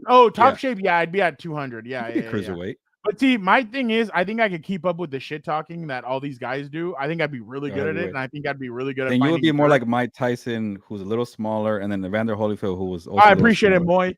Yeah. No, I'd be talking a lot of crap. Like that's kind of my thing. Like I like doing that. Like I like picking out and seeing what opponents do and say, and go to their MySpace profiles and see what they used to think when they were kids and all that. Yeah, hell yeah, you do all that. So, but yeah, no, it's been a lot of fun, and I really I feel like I've had a lot of fun with it. I've only been doing it for about a month and a half, so yeah, it's 30 minutes. It's 30 minutes of weights and then like 30 minutes of boxing. So I think Victor, because of his height, he could be a heavyweight, and I think Dan could be a middleweight. I would actually love to see like the shit talking that Dan would do. Yeah, Like, can you as a imagine fighter? him yeah, can you He's imagine him? either a fighter or a promoter. He's gonna be, or he can do both. would- He would definitely sell himself. I'll say that. Not like He that. would, not yeah, no. He would definitely get into he would definitely get into people's heads. Like, I'm telling you, like, I know he would do that. So Your yeah, wife no, was in my DMs. yeah, exactly. So obviously my trainer's name is Junior Valdovinos. So shout out to him. I definitely appreciate all the help he's done, and I love it. He's been awesome. So oh, Dan and Daygo's the modern day Don King. He's got to fix the hair, but yeah. Hey, he I actually appreciate promoted it, a boy. fight at 92 not too long ago with Adrian Broner, who we got knocked out. Yeah, I with. saw. By the way, he lost his teeth. I saw. Like, that's. Oh wow. You didn't see Adrian Broner's? No, well, I didn't know. latest? I didn't see Don King promote. I knew it was his Oh. promotion company. I don't know how much he spoke. He was just waving the flag behind Adrian Broner and Blair. Was it Blair? I forgot Cops. Cops. Yeah, but he got knocked out. Yeah. Whoa. Okay, hold on real quick. Before we move on to WWE, I just saw this video of Tyson Fury being escorted out of a bar. Let's see this. I've never seen this. Recently? But I guess so. Oh man. Let's see. He's getting pulled by security. Oh damn. Oh, do you see him? He's on the ground. Oh man, help out the former champion. Yo, that's wild. Yeah, he's going through it. Yeah. He has a rematch to get ready for. Bruh. But he's not in camp. He's not in camp. All right, Gilbert. Clash at the Castle is this weekend. AJ Styles versus Cody Rhodes 2. So, Gilbert, let me put this in context. You might have seen the videos. AJ Styles announced that he was retiring. He comes out. He's like, I'm going to retire. This is it. Similar to what Mark Henry did a couple of years ago. I don't know if you remember with John Cena, where he's like, babies, I'm coming home. And then he grabs Cena and he like world heaviest slams him and then goes, you thought it was that easy. So AJ did the same thing and did it to Cody Rhodes. And now he's going to be facing Cody Rhodes in an I Quit match at Clash at the Castle. Gilbert, WWE's taking this approach where less is more. So they've been doing 5 or 6 matches and going on for 25 to 30 minutes, 20 to 30 minutes and letting the wrestlers kind of tell their story in the ring. I'm 100% with it. I think some in the past WWE's rushed. They do 20 or like 10 matches in a 3-hour window and it goes by like they have to rush matches. Sometimes they can't get to all the matches. So I feel like this has been a good product, but the AJ Styles, Cody Rhodes won the championship a couple months ago and it just hasn't felt the same. And I'm not, it's no knock on Cody. Wow. I just feel like right now with no heavy hitters, it's been a little bit tough. I love the AJ Styles, Cody Rhodes rivalry. I think they've done a great job with it, but it just doesn't, it's missing that you're missing what. And again, Solo Sikoa came out. By the way, there's more Bloodline members coming from what I've been reading. So but Solo was presented as the tribal chief until Roman Reigns comes back, and they were booing and they started chanting, we want Roman. Very, very Gilbert, when that man comes back, that pop is going to be ridiculous. But I think Cody Rhodes and AJ Styles are 2 of the best wrestlers in the world. They're going to do a great job, I'm sure. But you kind of want that extra umph, and I feel like that's what they're going to add with this I Quit match. It's obviously they're going to be able to use weapons and all that stuff, so it'll be interesting to see. But there is kind of like you're missing that kind of and this is in Cody. There's some wrestlers that are really good at chasing, and you get behind them and you love them, and there's other ones where when they're champions, it kind of goes a little bit. But I think ultimately we're building up for a SummerSlam where we might get Randy Orton against Cody Rhodes, and I feel like that would not the Rock. Not the Rock. I don't think so. They're saying he's filming that UFC movie right now, yeah. I don't know if he'll make it back. Maybe he'll make an appearance, but I don't think he'll wrestle. Yeah, he mentioned that Alexander Usyk is going to be in the movie. Yeah, that's going to be interesting. He said he hopes that Alexander takes it easy on him after what he just did to Tyson Fury. But yeah, Gilbert, I think it'll be a great match. And I think they'll put on a show. Mimsy does not want The Rock back. Come on. The final boss. No, I actually like that game. I actually thought it was hilarious. I do too. Especially when he'd look over at Cody Rhodes' mom and start talking crap. Mama Rose. Speaking of I Quit match, was that iconic fight between Mankind and The Rock during the Super Bowl halftime? Was that an I Quit match? I don't remember that one. Oh shoot! I think it was. It was either no, it wasn't an Iron Man. It could have been an I Quit match. I remember, or I retired. No. An Iron Man match would be 60 minutes. Yeah, 60 minutes. You're right. Yeah. So I remember that happened like during like a halftime of a Super Bowl. Yeah. But obviously, Gilbert, we'll see what happens there. I have Cody winning that. Again, I think we're headed for a Randy Orton versus Cody Rhodes. They've been teasing it. Everybody wants to see it. They want to see what Randy would say, what Cody would say. It's going to be awesome. Obviously, he mentored him and Ted DiBiase. Ted DiBiase allegedly is now facing legal charges for some stuff. So, but this will be a good Cody Rhodes versus AJ Styles match. Gilbert, Drew McIntyre is facing he's facing oh god, now you made me forget. Damian Priest for the World Heavyweight Championship. Gilbert, my guy. It's in Scotland. Yeah, it's gonna happen. And there's been rumors of frustration with Damian Priest, but I thought last week he cut his best promo as a champion.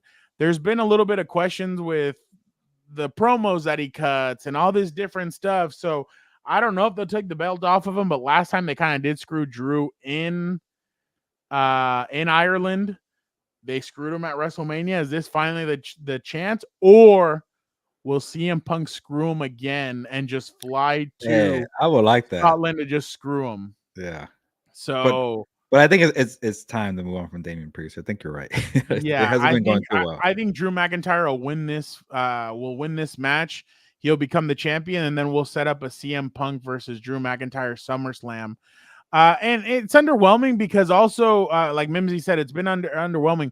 But it's also the fact that like Seth Rollins just isn't there. It would have been a good Seth Rollins and Damian Priest. Seth Rollins could have been carrying it. Could have been a good back and forth. And unfortunately, Damian's kind of had to carry it a little bit. Then you have Drew, who's good at carrying him. So he's done a good job, but it just hasn't felt the same.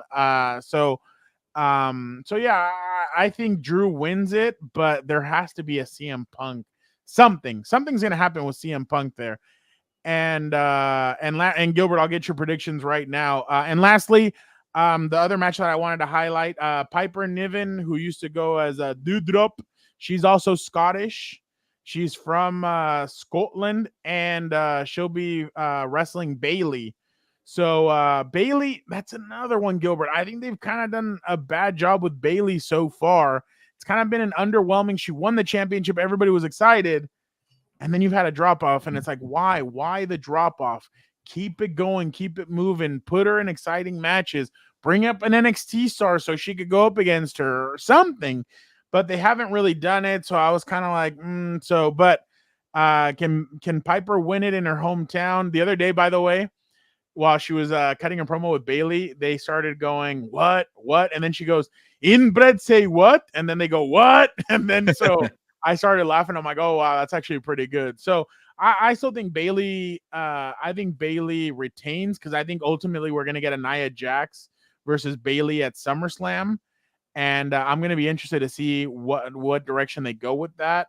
Because Nia, ever since San Diego, Gilbert, on day one here, she's kind of got the ball rolling, and I feel like she's going to win that match. So I just think that they are we're headed to that. So I think that Bayley wins that match. But Gilbert, I just want to get your thoughts. Who you got, Damian Priest or Drew McIntyre? I think you're right. It's time for Drew McIntyre to deliver and also hold on to the title. And it's in Scotland. So and I do like that storyline with CM Punk coming back. And Can you imagine it's going to be like the pop for Drew if he actually wins? It's going to be ridiculous. Bayley versus Piper, Gilbert. Also a hometown, right, for Piper, right? Or home area. But no, I'm just saying, like, I want to say, I want to say that, but they won't go 2 for 2. Give me Bayley. Cody Rhodes, AJ Styles. I Quit match. You know what? Just because of what you've been saying, it's kind of been missing something with Cody, and you want to add some intrigue. I say AJ Styles gets it, and I want to add that I like that AJ is back in the spotlight. He is one of the best wrestlers on the planet. He's so You know, good. he was good on the microphone, but I don't get why he's kind of been forgotten for a bit. And then he got that whole feud with LA Knight. That was pretty cool to see in person in Philly. Oh, So yeah, for him to yeah. get that, it's also being close to the end, I like that for him, and maybe a little surprise there. All right. Sami Zayn versus Chad Gable. Chad Gable, his contract expired last Friday. Everybody thought that AEW was going to make a run for him. According to multiple sources, Chad Gable, not mine, people, some news outlets, Chad Gable is close to re-signing with WWE. So who knows if he's on Monday Night Raw tonight, because obviously we're recording right now. But Sami Zayn, Chad Gable, Gilbert. So he's getting a new contract. Make him happy. Chad Gable. I'm gonna go Chad Gable as well. I think again, Sami Zayn's a good chaser, but now I'm kind of like, all right, let's get it kind of going. So I'm gonna go Chad Gable as well. I think it's time for Sheesh to win one. So I'm definitely excited for that. And then last but not least, your girls, Bianca Belair and Jade Cargill, defend against Shayna Baszler, Zoe Stark, Alba Fry, and Isla Dawn. Gilbert, you got your girls retaining? Yeah, give me Jade and Bianca. They're on a dominant run, but eventually they're gonna turn on each other. I can't wait for that. Oof, that's gonna be. I still think that Jade needs a little bit more work before they do it, but they're cooking with gasoline right now. So I'm definitely. If that does occur, I wonder if Bianca does like a heel turn, which I don't know if she'll be good at. People like her a lot. I don't know. She might be interesting because we haven't, but yeah, I think Jade would be the one that would turn heel. I think she's good at both sides. That's good. That's her Yeah. thing. But you're right. She needs more work in the ring. But in terms of being a persona for both sides, I think she can knock it out the park for both. We'll be driving. We'll be on. Hopefully, we get to Vegas since we're leaving early in time. It starts at 11 a.m. So. Again. Like last time. What was the one last time? It was Backlash, right? Yeah, but that was in Lyon, and that one was earlier. So that one started at I think 10 a.m. This one starts at 11. Well, so yeah, hopefully we're in Vegas by then because I checked the weather, 107 degrees in Las holy crap! All right, yeah. And it was the hottest day from the 10-day forecast that I saw on my iPhone. What a so good luck. Crap. Yeah, no, I have the medics on standby. Right here anyways, but yeah, no, I know for real. It's really hitting you right now. I gotta figure out. It's time for rapid fire. So let's bring in Vic, the producer, and see what he has what he's been up to. How you doing, Vic? Doing good. Can you guys hear me okay? I'm trying out this new system. Did you go to Olive Garden in Oklahoma? I did not. Oh. We actually went to some other place. It was really good though. All right. Why wouldn't you want to go to the hick places? Like that's where I would like if I see a bunch of biker dudes and stuff, I'm like, okay, that's the place I want to go to. Like those are the guys that know exactly what they want to eat. So yeah, so did you had fun out there? Yeah, it was good. I got to take a bucket list, an item out of my bucket list, and I got to go to the Women's College World Series for softball. That was pretty good. I got to see Oklahoma against UCLA, so that was really awesome. Was it expensive? Yes. Really? Wow. Yes. It was $150 a ticket, but you got to watch 2 games, but we only stayed for 1. It was super humid out there. It was the only day that it was humid. The other days were cloudy, so that was the only disappointing thing. Like that came Clark and Angela Reese. Or Angel Reese. This guy. I don't know. I don't think we messed up. By the way, I don't think we messed up the show too bad last week, Gilbert. I mean, except for your Wi-Fi. My Wi-Fi, but then I screwed up on Vic's watch on my Wi-Fi too. So. Oh, did you really? Yeah, House of Horns. No, I even told. I texted Gilbert. I said I really liked that segment you guys did with Dan and Daygo. We'll do it more next week. This week it was just a lot, like I wanted more graphics every week. I know. No. Next week, this week it's like mini camp, so there's a lot of stuff to kind of talk about. But I think that's what we're gonna fill the next few weeks with before training camp. All because he has a lot of top lists, so he's like, I got more, and I'm like, all right. Yeah, he has got I know that. Yeah, I want more. I want more of that stuff. That was really good. Like I was really intrigued by his list there. So I know for real. Like, have you ever? No, his lists were pretty funny. But yeah, it was definitely interesting to see. Obviously the dynamic, but you had fun out there. It was a good time. Yeah. How long were you out there? We were out there for at least 4 days, so it was good to get out. I hadn't seen her family. I get to see them. We were going on vacation. I'm going on my first cruise in a couple of weeks, so that's really? gonna be fun to see the whole family. The Raiders cruise, right? No, it is not the Raiders cruise. No, but we are going to the Mexican Caribbean? Yes. Yeah, so we get to check it out. We're doing an expedition of the Mayan ruins, so that I'm really excited about that. That's going to be fun. So do you go all the way down and kind of up like through? It's a 4-hour hike, so I need to get into Fernando's shape, go to the boxing, and because it's a 4-hour. But where are you stopping for that? The first stop is in Cozumel. I think that's what it's called, and then the second stop is by the Mayan ruins. I forget what the name of the stop is, to be honest, but I'll get that information. I know that's the second stop. Oh, that'll be definitely interesting. By the way, when Dan was coming up with those with his slideshows and everything, he asked me, "What do you think?" And this is what my response was when he first did them. Who put this together? Are you autistic? He is artistic, sir, because the thing is, compiling a list of suspicious types. This guy. Usually, Nick from New Girl. But I thought that was pretty funny. But all right, let's get to rapid fire. Before we move on, I gotta say, when you guys were talking about the 100th boxing match for MGM Grand, and you were talking about Caesar's Palace, remember the guy that came in on the top because it was a wide open stadium? Yeah, and remember he was in a Man. Yes. I remember that guy. They had a whole Simpsons episode about that. Yeah. They have a Simpsons episode about everything. Yeah. Who won last time? Yeah, Fernando, you won because Gilbert was on the streak. A 3. I go first. I take the ball. I want to receive. All right, here we go. So let's get started with rapid fire then. Last time we did rapid fire, I asked you guys which team could go from last to first. This week, we are going to flip it and ask what NFL team will go from last, winning their division in 2024 and not making the playoffs in 2025.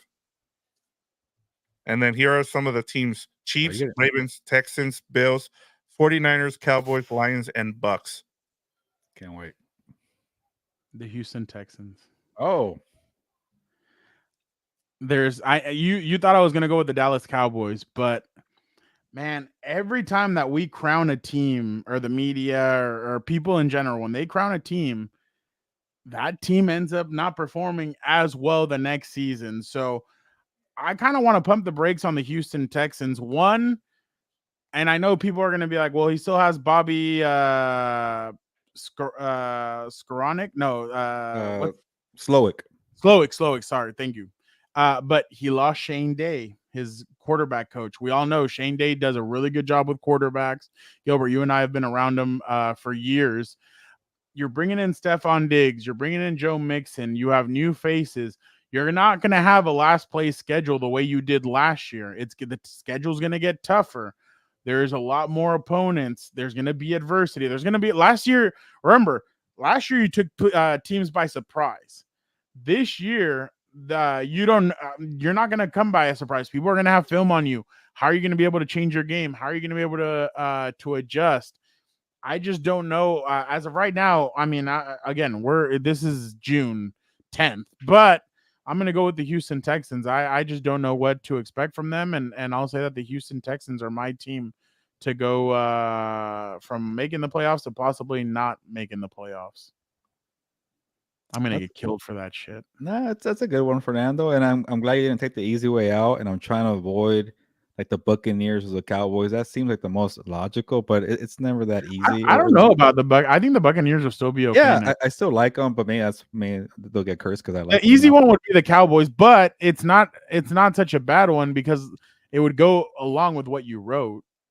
Yeah, so I could go with that. I don't think they're that bad. So you know what? I'm gonna give you one just because the division is tough. I know. And maybe some players get healthy. I know. And I'm trying to give it some more thought, but I'm gonna give you my team, and then I'll give you the points. But the Baltimore Ravens could definitely be that team. I don't feel confident, but you lose your defensive coordinator, Mike McDonald. So now is a new DC gonna work the same magic? A lot of your players got poached by the brother there, Jim Harbaugh. You have pretty much 3 new starters on the offensive line. They drafted some pieces, but they're young, inexperienced people. And I get that the Ravens have a good job or a good track record of developing alignment and having a good rushing attack. That's the other thing. Is Derrick Henry still Derrick Henry? Like we're just expecting him to be that guy. New team, a little older, a lot of miles on the body there. He's a monster. He's a beast. But even if Derrick Henry is still that guy, do you have enough wide receivers? Every single year we talk about Lamar Jackson needing more help. I like Zay Flowers, who's kind of a knucklehead at the end of his rookie year. He got those dumb plays against the Chiefs there.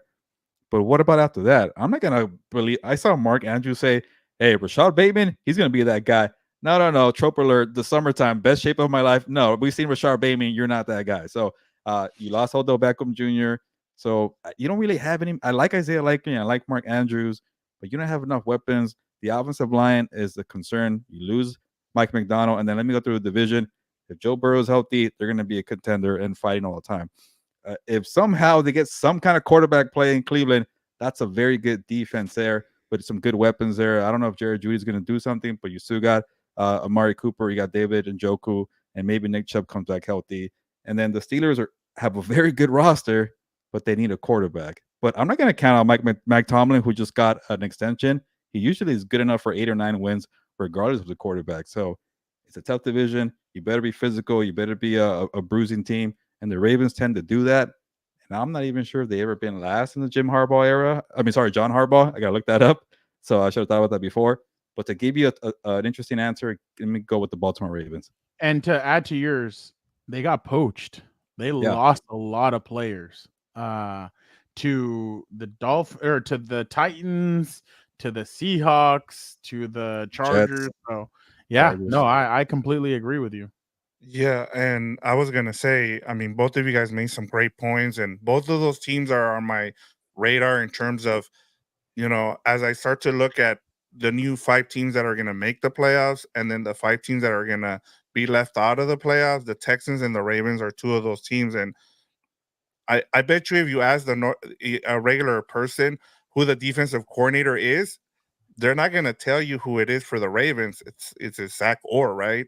I mean, he's a guy who played, he's like 35 years old. He's a young guy. Yeah, he's getting they lost Anthony Weaver too. Yes, he went to the Dolphins. Dolphins. Yes, and then you have. I mean, that's part of the problem too. And what we saw we talked about this last season as well with the Eagles. They lost both of their coordinators, and I said it's gonna come into play eventually, and it did. And I think with the Ravens, I think I'm gonna get. This is why I'm giving you the point here, Gilbert, is because we don't know what we're gonna get from the Ravens, and not only that, but you also have a tough division. We've seen. And we'll get to another question, in this rapid fire. Lamar Jackson showed up 20 pounds lighter. I don't understand that as well. So, and we'll talk about who's more of a concern with 2 of the quarterbacks showing up, underweight. But real quick, my bad. No, go ahead. Marcus May just signed with the Dolphins. They're kind of saying breaking news, huge addition. What do you think? They need help, I don't know if it's huge news to me, but he's still a quality player. But and also it does help because, I think they lost Xavier Howard, and then you also you still have Javon Holland, right, who's a good player, and you don't know how much you have in Jalen Ramsey. I think he's still a good player, but it does help. They don't have a lot of. If you look at the interior defensive line, that's gonna be the real problem because they lost Christian Wilkins. Yeah, no, my bad, Vic. Go ahead. No, you're good. All right, moving on here, and I just talked about it. Lamar Jackson and Tua showed up to OTAs down more than 15 pounds from last year's playing weight. Which team should be more concerned with their quarterback's weight drop, the Ravens or the Dolphins?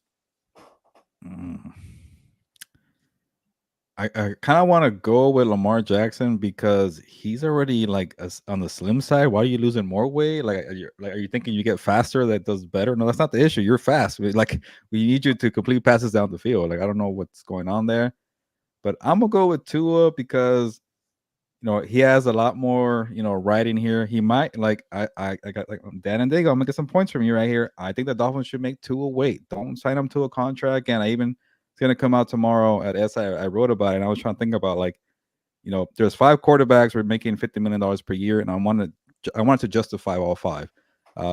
There's 3 that just passed the eye test. That who cares what roster, what day it is, who's hurt? You're gonna always have a chance. Joe Burrow, Justin Herbert.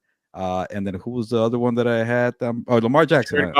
Lamar Jackson. I think when he gets going, he's special. Obviously, doesn't win playoff games, but he could carry you with the rushing, with the throwing. That's 3. And the ones that you could win with, to take a line from Ryan Poles, they're very good, but you need a good surrounding, a good coaching, good system. But when it comes to the playoffs, you could trust the guy. Jalen Hurts, Jared Goff. They've done the playoff stuff. They've gone to the Super Bowl. Tua has done neither. He's not the guy who just carry your team, and he's not a guy you can rely on in the postseason. So to lose weight, maybe he's trying something here to earn that contract and get the respect from the Dolphins here or from the football public. I don't know what he's doing because he's had the injury history too. Yeah, he played all 17 games last year, so you kind of want to cross that out. But every year is different. Maybe you still have some injury concerns. So for Tua, who's at it, the hip issue, concussions, why are you losing weight?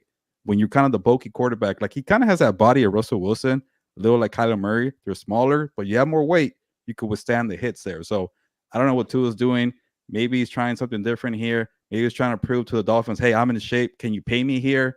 But honestly, Mike McDaniel, Tua, they all have things to prove. Maybe wait it out. I know that's not the question here, but with Tua, I have concerns about him losing all that weight. They called him a fat ass. His own teammates were calling him fat and all this stuff. Oh, you didn't? Jalen Waddle was like, I miss fat Tua. And then Tyreek Hill said that he saw him at the Pro Bowl, and he's like, what the hell is this? Like, what happened to him? So is that gonna help? I don't know, man. I just don't know how it can help, especially with all the and their offensive line is bad. Like, oh yeah. How are you expecting that to help? And then when it comes to Lamar Jackson, Mimsy kind of made my point for me. Lamar Jackson runs more than Tua does, and he gets hit a lot more than Tua does. So I am gonna have to go with Lamar there. But like, what does he expect? That because he has a frick train now next to him, that he maybe has an extra offensive lineman on the field and he can be quick and dart through? That's not gonna happen, dude. Like, a lot of these guys are gonna and again, I think they need to come back, and teams need to start doing what they used to do. A couple of years ago when they started doing RPOs and all this stuff, I remember the quarterback is free game. I would push the crap out of him, and I thought he had the ball. I didn't know it was the running back or stuff like that. Teams are going to start doing that again, and they're going to start pushing these guys and doing all that. So I think Lamar is kind of because of how dangerous his game is and how dependent he is of his legs. I think that's a little bit more dangerous for him to be losing all that weight. I guess I get you want to be lighter, but lighter doesn't always help, and especially when it comes to such a violent sport. So because of the way he plays the game, and again, I don't think Baltimore's offensive line is as good as it has been in years past, so that's going to be another concern as well. So I think both of these quarterbacks, I think it'll hurt them more than help them, but I would go more Lamar just because, dude, it's a 17-game season, and then obviously if you make the playoffs, that's a long season, especially with all the hits you're gonna take. I don't know if it was a smart move on his part. Yeah, we're going to the judges here, and we're going to use Mimsy to give you the win here. And she's right, the Ravens, because he runs more than Tua and gets hit more, in my opinion. And she's right on. I mean, look, you're trying to take the next step with the Ravens, and with Tua, we know he's the last 2 offseason. Last season it was what he was taking martial arts so he can learn how to slide. Yeah, tumbling. Right. And now this offseason he loses weight for what? To be more agile, be more quick. the one with I just don't understand with Lamar Jackson, and part of the problem is that he's gotten hurt. He won the MVP last season because he stayed healthy, but the 2 years before that, he got hurt, and you need to bulk up, especially if you're a mobile quarterback. And so, yeah, I mean, I'm giving you guys the point. But one needs the speed and one doesn't. So Lamar needs it. Tua doesn't. What the hell are you doing? That's why. Right, exactly. Go for Yeah, that. but in terms of what this question, I just don't understand coming from Lamar. I mean, all right, guys, moving on here. The Chiefs made headlines when they announced Harrison Butker wouldn't be used on kickoffs. Instead, are going to be using safety Justin Reed because he has a strong kicking leg and can be used as an extra tackler. Rams, on the other hand, will be using their kicker because they believe he will be able to accurately kick the ball between the 20-yard line and the goal line. What do you guys think is the right approach for the new kickoff rule? Harrison Butker, that asshole, saving somebody's life the other day. What a beautiful thing to see. This is America. And it's Texas. Huh? Nothing. Save somebody's life. He went to go get the female trainer to help with that guy's life. Yeah, but she wasn't at home like Harrison would have wanted. Shut up. What's it called? See, I'm probably not going to get the point for this because I still don't know what the right approach is just because we haven't seen this yet. So I saw it in the UF or in the XFL. And I remember I brought up that tweet a couple of years ago where I said, I think this is going to be implemented in the NFL 4 years later. There it is. So the way they did it, they just had their kicker out there. So, and I know, and Gilbert's, well, I don't want to give too much away, but Gilbert's kind of been on this. So I think he's going to be the expert when it comes to this, but I just don't know what to make of it because again, the other day, Chris Rumph from the Chargers, not Chris Rumph, Tuli Pelotu, he was on special teams and they were practicing it. And he's like, man, I was going up and about to make my move when all of a sudden Darius Davis, their kick returner, was already zooming past me. And he's like, I don't know how this is all going to work. This is going to be really interesting. So that's why I don't know what approach is going to work. I really want to see if the Chiefs really do trot out. What's the name's brother? Justin Reed. I want to see what it's going to look like with Justin Reed. But man, this new kickoff rule is going to be interesting. I think when the Chiefs start off the season against the Baltimore Ravens. So it's going to be interesting if the one that's going to be trotted out there is Justin Reed. But I honestly, I can't give you an answer. I need to see it first to see what it's going to look like. So I don't know which approach honestly is the right one. That's actually a good point for now because those are two excellent special teams, exactly. Ravens and the Chiefs. Well, obviously we know John Harbaugh's background, Harrison Butker versus Justin Tucker. And I think Tucker was saying that he's gaining weight. Speaking about losing or gaining weight, he knows he's gonna face, get in there, get a little dirty, get some hits there. But I get trying to protect your kicker. Having Justin Reed there, real quick, it kind of is an advantage because you can have another guy there that can tackle, that can go up, and so yeah, man, this is. But really here's where I kind of call BS here, and and I told Victor this on House of Horns when the few times I wasn't freezing, that like why are you gonna give away your creativity right now? Why are you gonna give away your game plan? It's like. Wait. I think all the creativity and all the new things that people are talking about and suggesting, they're talking right now to see, okay, maybe I'll get in your mind, Baltimore Ravens. Yep. John Harbaugh, you're going to play us week 1. We're not going to use Harrison Butker. Until I see it, then I'll believe it. But I think all the tricks will come in November, December when you forget about it. We're all going to be paying attention in the first week. Okay, who's going to do what? And I know the special teams coordinator for the Cowboys, Fossil, said, I think it's gonna be the same thing. I don't know why people are all up in arms about it. So I think for the first few months it's gonna be like that. So, but here's my pick here. I think what the Rams said about using their kicker is gonna be, I think, the smarter approach early on because the loophole here is if you kick it through the air in the end zone, you're gonna spot the ball at the 40. You don't want to do that. And then it's crap. It's either go on the 40 or kick the ball to a Tyreek Hill, and all they need is one missed tackle, one cut, and they're to the house. It's going to be tricky. So the loophole is having an accurate kicker who could do a little bit different things. That bounce into the end zone, kick it away from the dangerous playmaker, and get lucky, get a bounce into the end zone. I think that's where it starts at the 25 or 30. I forget. It's not the 40-yard line. So kickers that get kind of pinpoint where to put the ball and place it, that matters. I don't know if Justin Reed has that. So I think with the kicker and just kind of doing a little more, but also like these kickers don't train for that. Some of them maybe do. Maybe they kind of forgot about it because the old rules say just kick it in the back of the end zone, you're fine. But that's all going to be a factor, and I think I'd rather go with a kicker to practice that that bounce into the end zone.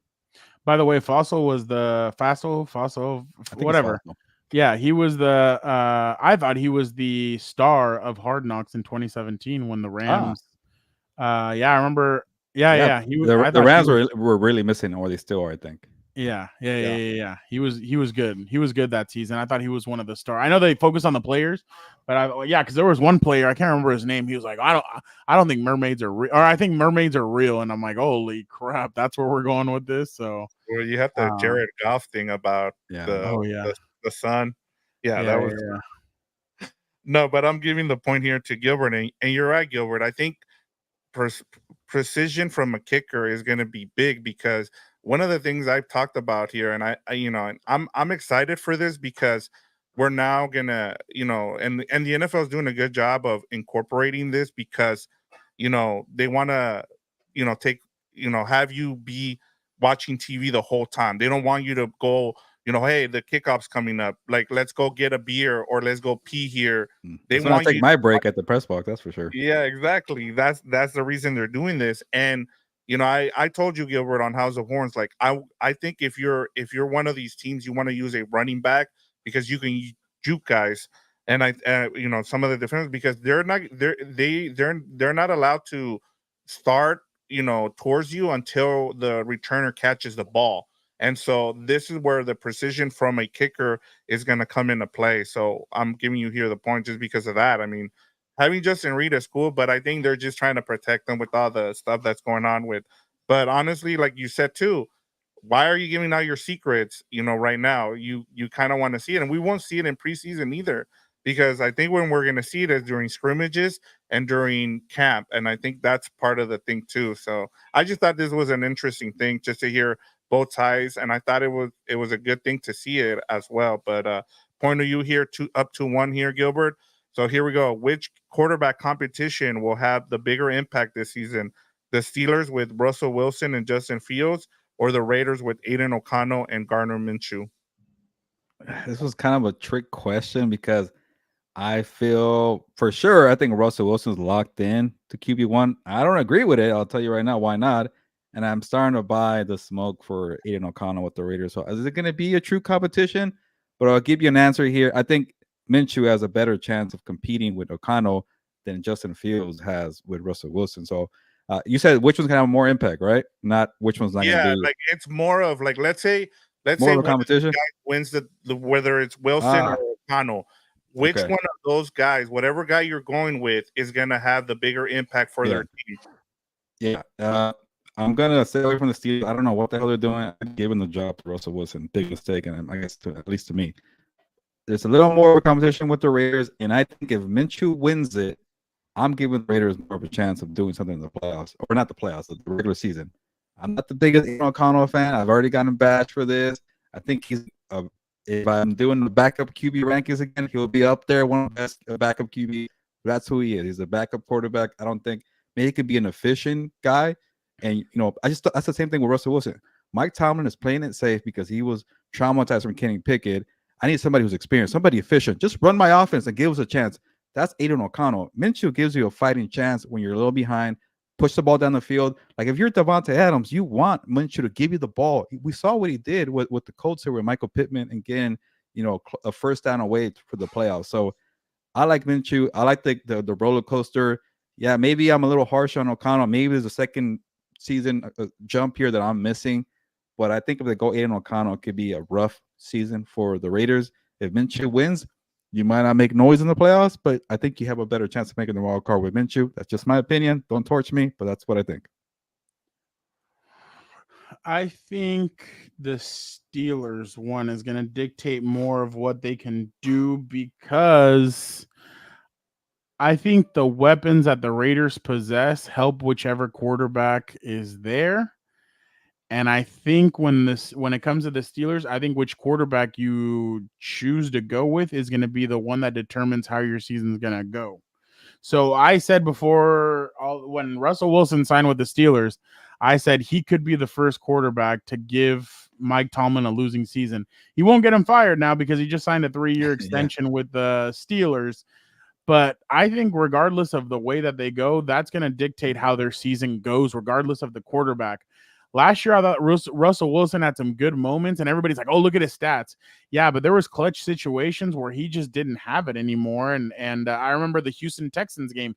They should have beaten Houston late in the season, and he threw a pick. He just threw one of those like, oh, here, F it. Let's just throw it up.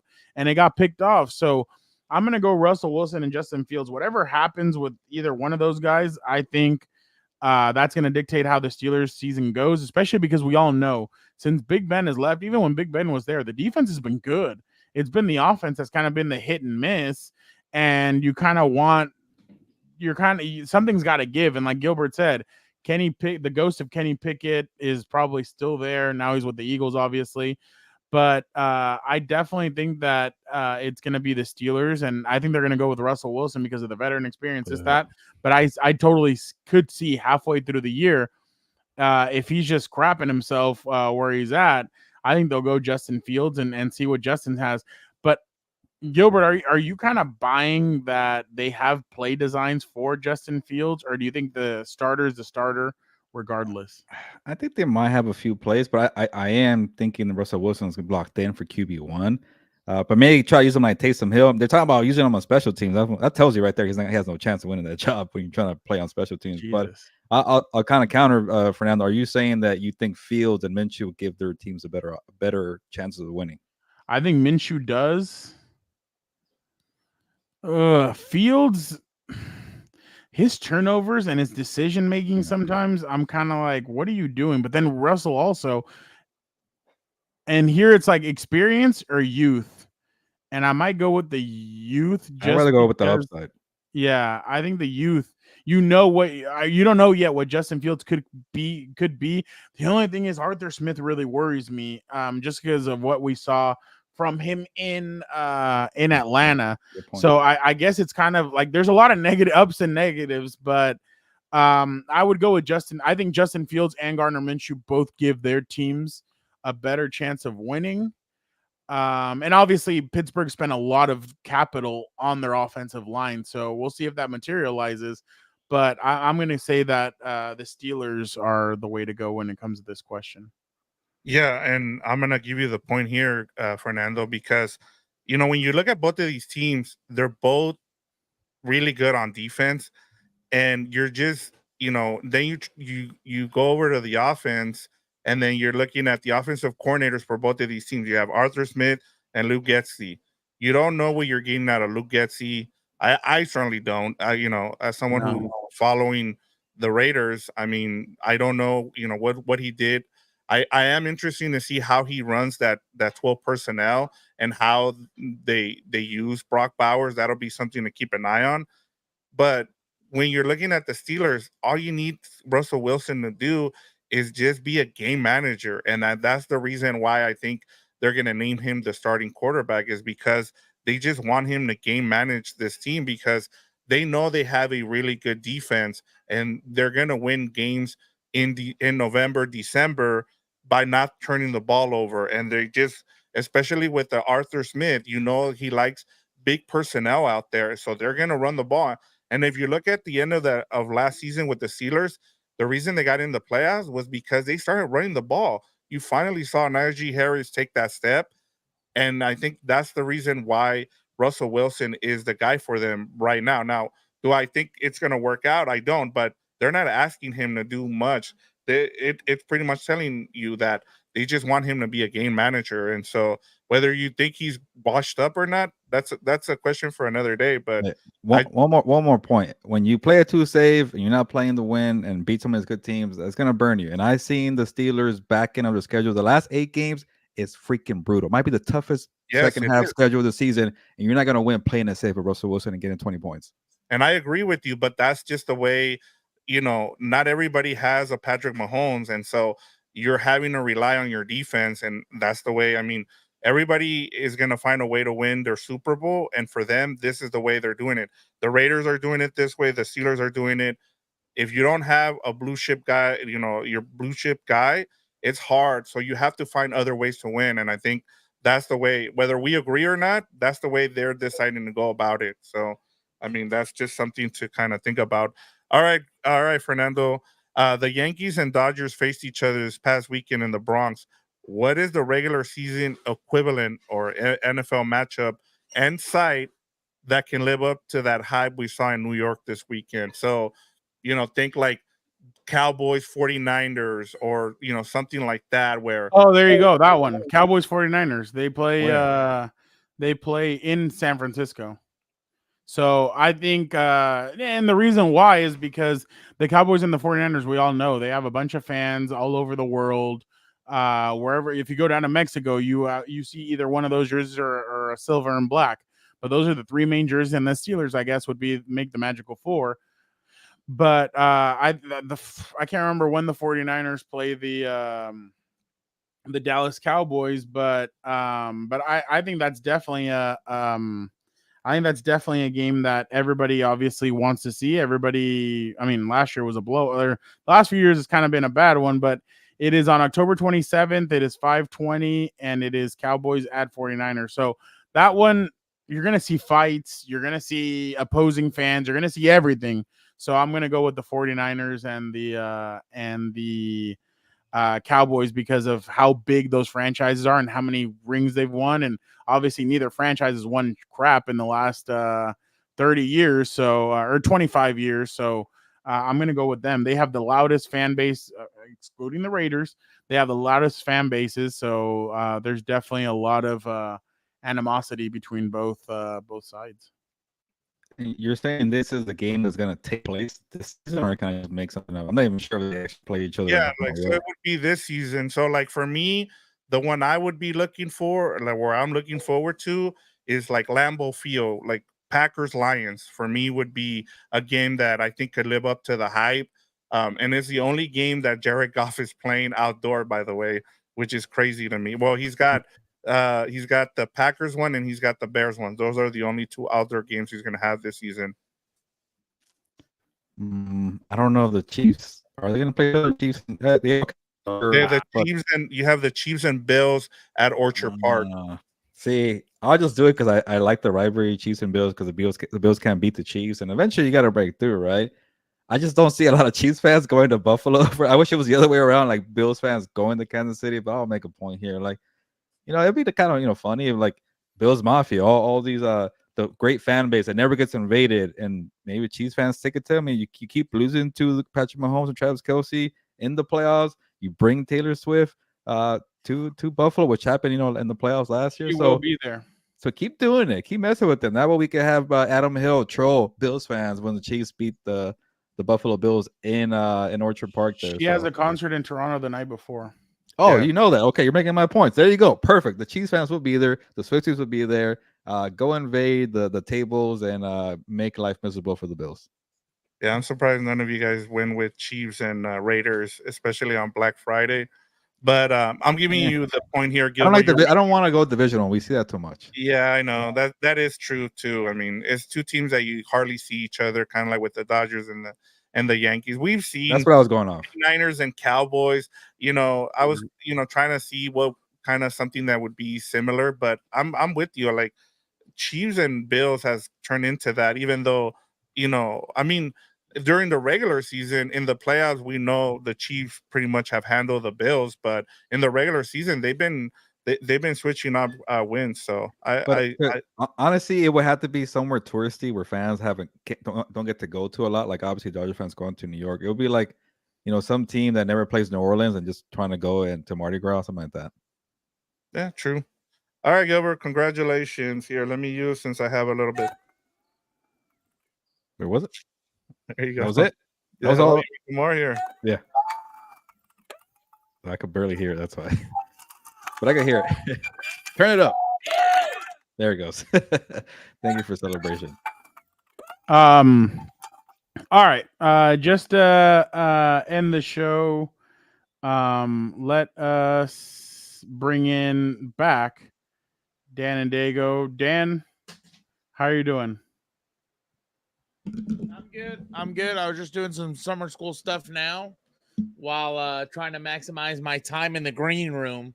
No, what's it called? Are you going to give Gilbert credit for saying that the weight loss that Tua did isn't going to help him this season?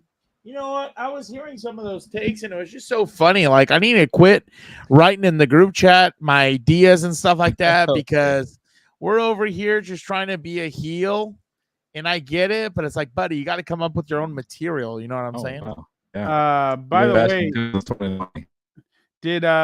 so real quick, just before we head out, see, now he disappears because it started. We're busting some truth, or I guess maybe I froze. I don't know. Was that Gilberto or was that me? He froze too. Okay. Both of you guys have frozen. Oh, damn.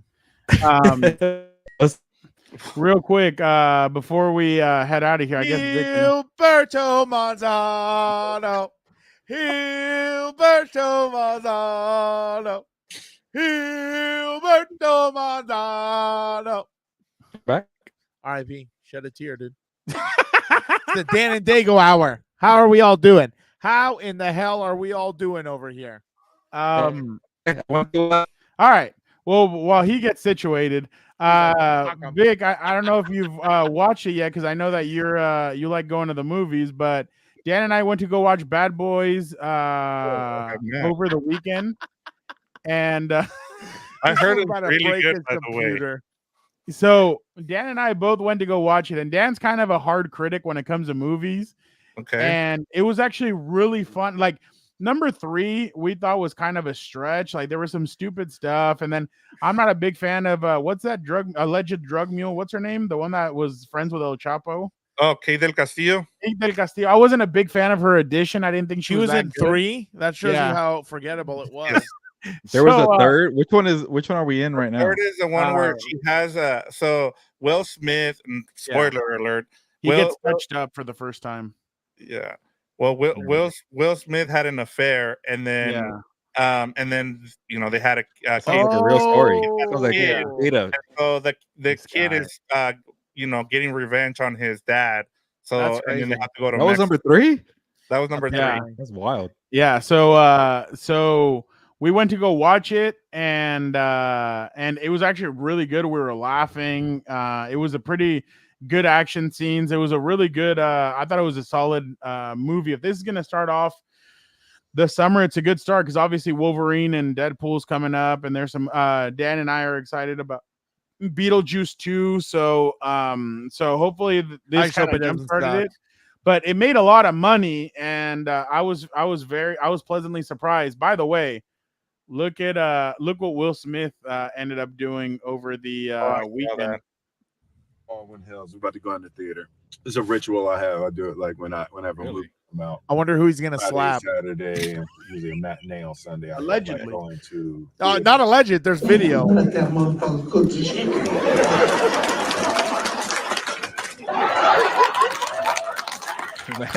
this movie's trash. Right next to him.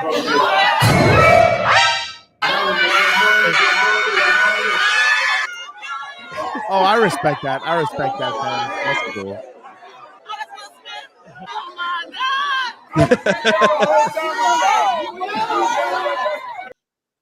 You know what makes me think he wasn't in there like legit? He just showed up for the last 5 minutes.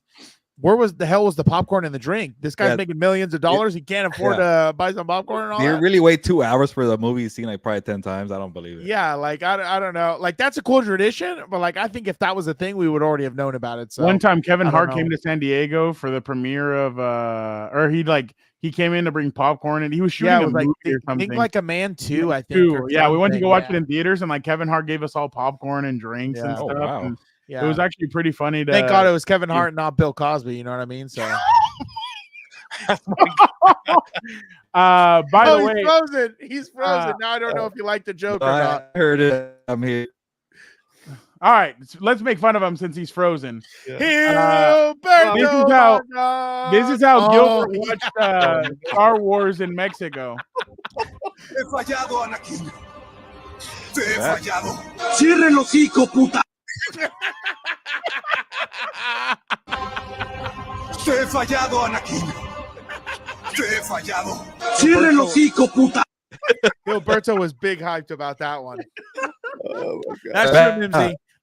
You know what's funny, Mimsy? Speaking of that, I purposely wait until the film starts to start eating and drinking. I try not to eat during the what's it called, the trailers and everything else. By the way, before Gilberto Manzano. I went to go see Furiosa. Furiosa was really good. The prequel to Mad Max. With Ann Taylor-Joy or whatever. Yes, that was really good. She doesn't have a lot of lines in it, but her face expressions are great. Well, it was weird, like with the Tom Hardy one. I don't think Tom Hardy sell a lot when he was in it. Yeah, I mean that was more. There's more action in that one than there is in this one. This one is more of kind of like setting up everything for that movie. So that was really good. If you're looking for something on Netflix, we saw Hitman with Glenn Powell. Oh, I started watching that, but I got. Did you hear what he said on a podcast? By the way, Glenn Powell. Yes, was it the story about his? Yes, bunch of weirdos. I don't know if it was in LA or not though, but like the fact that someone's over here, giving people lotion that's skin eating or whatever, like that's crazy. Gilbert doesn't know the backstory, Dan. Wow, you didn't see? I'll send you the video. I don't have the video on me. I'll see if I can find it and I'll send it to you. Hey, real quick, because I'm really behind with the Wi-Fi. Will Smith said his best performance from all his movie was Pursuit of Happiness. And then he said number 2 for favorite movie was Men in Black. Oh yeah, thank you for that random fun fact. I appreciate it. I just thought that was actually pretty spot on for him. Ooh, oh yeah, I saw that video. That was wild. Damn, dude. Like, but look at her legs. Her legs are like gone. She's over here wobbly. That's that's on the official. You should have stopped. You know which one I really like, Gilbert? I like all the Men in Blacks, but number 3 to me, I just watched it the other day and it hits different. I've never seen number 3. Oh, you need to watch Gilbert number 3. After 2, I don't try after 2 apparently. I'm with Fernando. Like it's the same thing I have with the Oceans movie where you watch 11 and then you skip 12 and then you go to 13. Same thing with Men in Black. You watch the first one, you skip the second one, and you watch the third one. The second one was really bad. Villain and then Johnny Knoxville, they weren't very. Oh yeah, that was terrible. Oh, wasn't the chick fire though? I remember the chick being fire. That's why I watched it.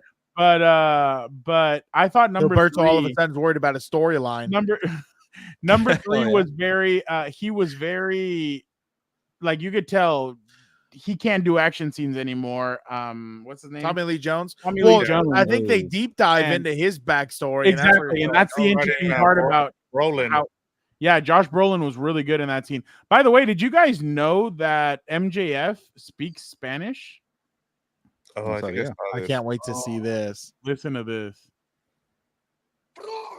Chinga tu madre! What? He looks like a villain from the telenovela. You know what's funny? You know that guy heard worse growing up in a Hispanic family. Like that's all he looks so phased just because he said that on TV. That's wild. I don't know if you guys 2 videos and then we're done. Did you guys see James Harden was at a wedding? Is this fair or foul? Yes. Oh no. His girlfriend caught the bouquet. Or a flavor of the month or whatever you want to call it. I'm surprised I haven't seen that as a meme yet. Look at his face, dude. He's like, oh no. See, I thought what he was gonna do, since you said fair or foul, was grab the bouquet and launch it. Yeah. He's done. He's done for the day. The guy over here can't even his movie star Wi-Fi over there can't get the Telcel working, dude. Oh my god. Dude, like come on. That's AAA? Yeah. Yeah. See, what are we doing? Like Fernando, what's been the worst fail that you've seen? Oh, dude, it has to be when what's his name died. Mankind. Oh, okay. Yeah, you're right. You're right. I'll give you that one. Owen Hart. Owen Hart. Yeah. When Owen Hart. Yeah. Still recording or we're not done yet? What the hell? You should look at this guy. You see why he's a scumbag? Yeah, my Wi-Fi is not enough. Oh, really? Selena's convicted murderer Yolanda reveals if she was paroled in 2025, she wants to work with Shakira. Some guy goes, "Girl, you're not working with anybody. Soon as that parole hit, we jumping you. What's not clicking?" Who is that? Yeah, I've heard people are going to be waiting for her. Oh, dude, they're saying that they're killed going to be Selena. waiting for her. The chick that killed Selena, Yolanda. So they were That's saying, right. I forgot. Isn't there a documentary about her or some TV show? Yeah, there's like two of them. Yeah. Yeah, they're That's saying right. Her that- parole's coming up. I forgot about that. Yeah, they're saying that her parole is coming up and that people are going to be waiting for her and that they're going to better go after her she and- better move to freaking Wyoming and change her name to, whatever. Miranda, yeah, whatever. Witness well, they can't witness protection her, but It's not a look at fact. this. Oh my god. come on. What are you doing? What is this, Kyler Murray and somebody else? Oh, dude, was that a kick? Yeah. Oh, damn. No, it's a punch. That was a good strike. He survived the round? Are you serious? Damn. Oh, He gets yeah, him it was a again? kick. No, No, who's this no, no. official? I went He's back. just letting him. Oh.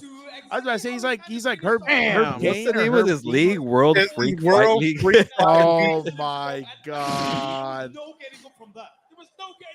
Got him! Got him! Damn. Dude, that's like that's the wild part when they kind of let him keep going. Mad I'm respect to that "Ooh." guy. Yeah, for real. That was a beautiful kick, textbook. No, it really was, but before we Gilbert, do you have anything you watched? Any recommendations? yeah, This Gilbert guy gonna watched this- recommend? He doesn't watch anything. He watches What are you half talking an hour. about? I've and been says, "I'm watching done." Suits. Half an This hour. guy, this guy got a tattoo of John Cena. Oh, Here we no. go. He had to introduce his hero God, one you way or can't see it. another. So stupid. So dumb. I'm so over it. I'm so over it. God, I'm so that was over such a John old Cena. joke. So good. What are you guys talking Okay, about? and Dan, Here we go. Hormones. Did I freeze already? Finally, we're gonna agree, and he freezes. That's why I have to come over and get stuff like this. Oh, This I- happened in New yeah. York. Oh my! This is staged. Was that a superhero? Oh, What yeah. the hell was that? They jumped off of the. Oh, that's Spider-Man. Oh my God! If there's ever a video you need to see of the decay of New York City, here it is, right here. What the hell's he doing up there on the subway anyway? Wouldn't he like get He's smudged? Or... protecting the city. Oh, you friendly neighborhood Spider-Man? Yeah, sure. It's what's it called? It's That was probably staged. No, it's not. No, yeah, it is. It is. Gilbert's still frozen, so we're just gonna continue until he Gilberto unfreezes. Monzano. Badass, you missed your or Dan, you missed. Oh, bring my tribal let's chief end it. back. Okay. Use my government issued name or my nickname. Everything Triple H said up here is true. Except that. I'm the greatest of all time, kid. That hurts Frown's feelings because John Cena is the greatest of all time. My Let's tribal go, chief. Cena. All right.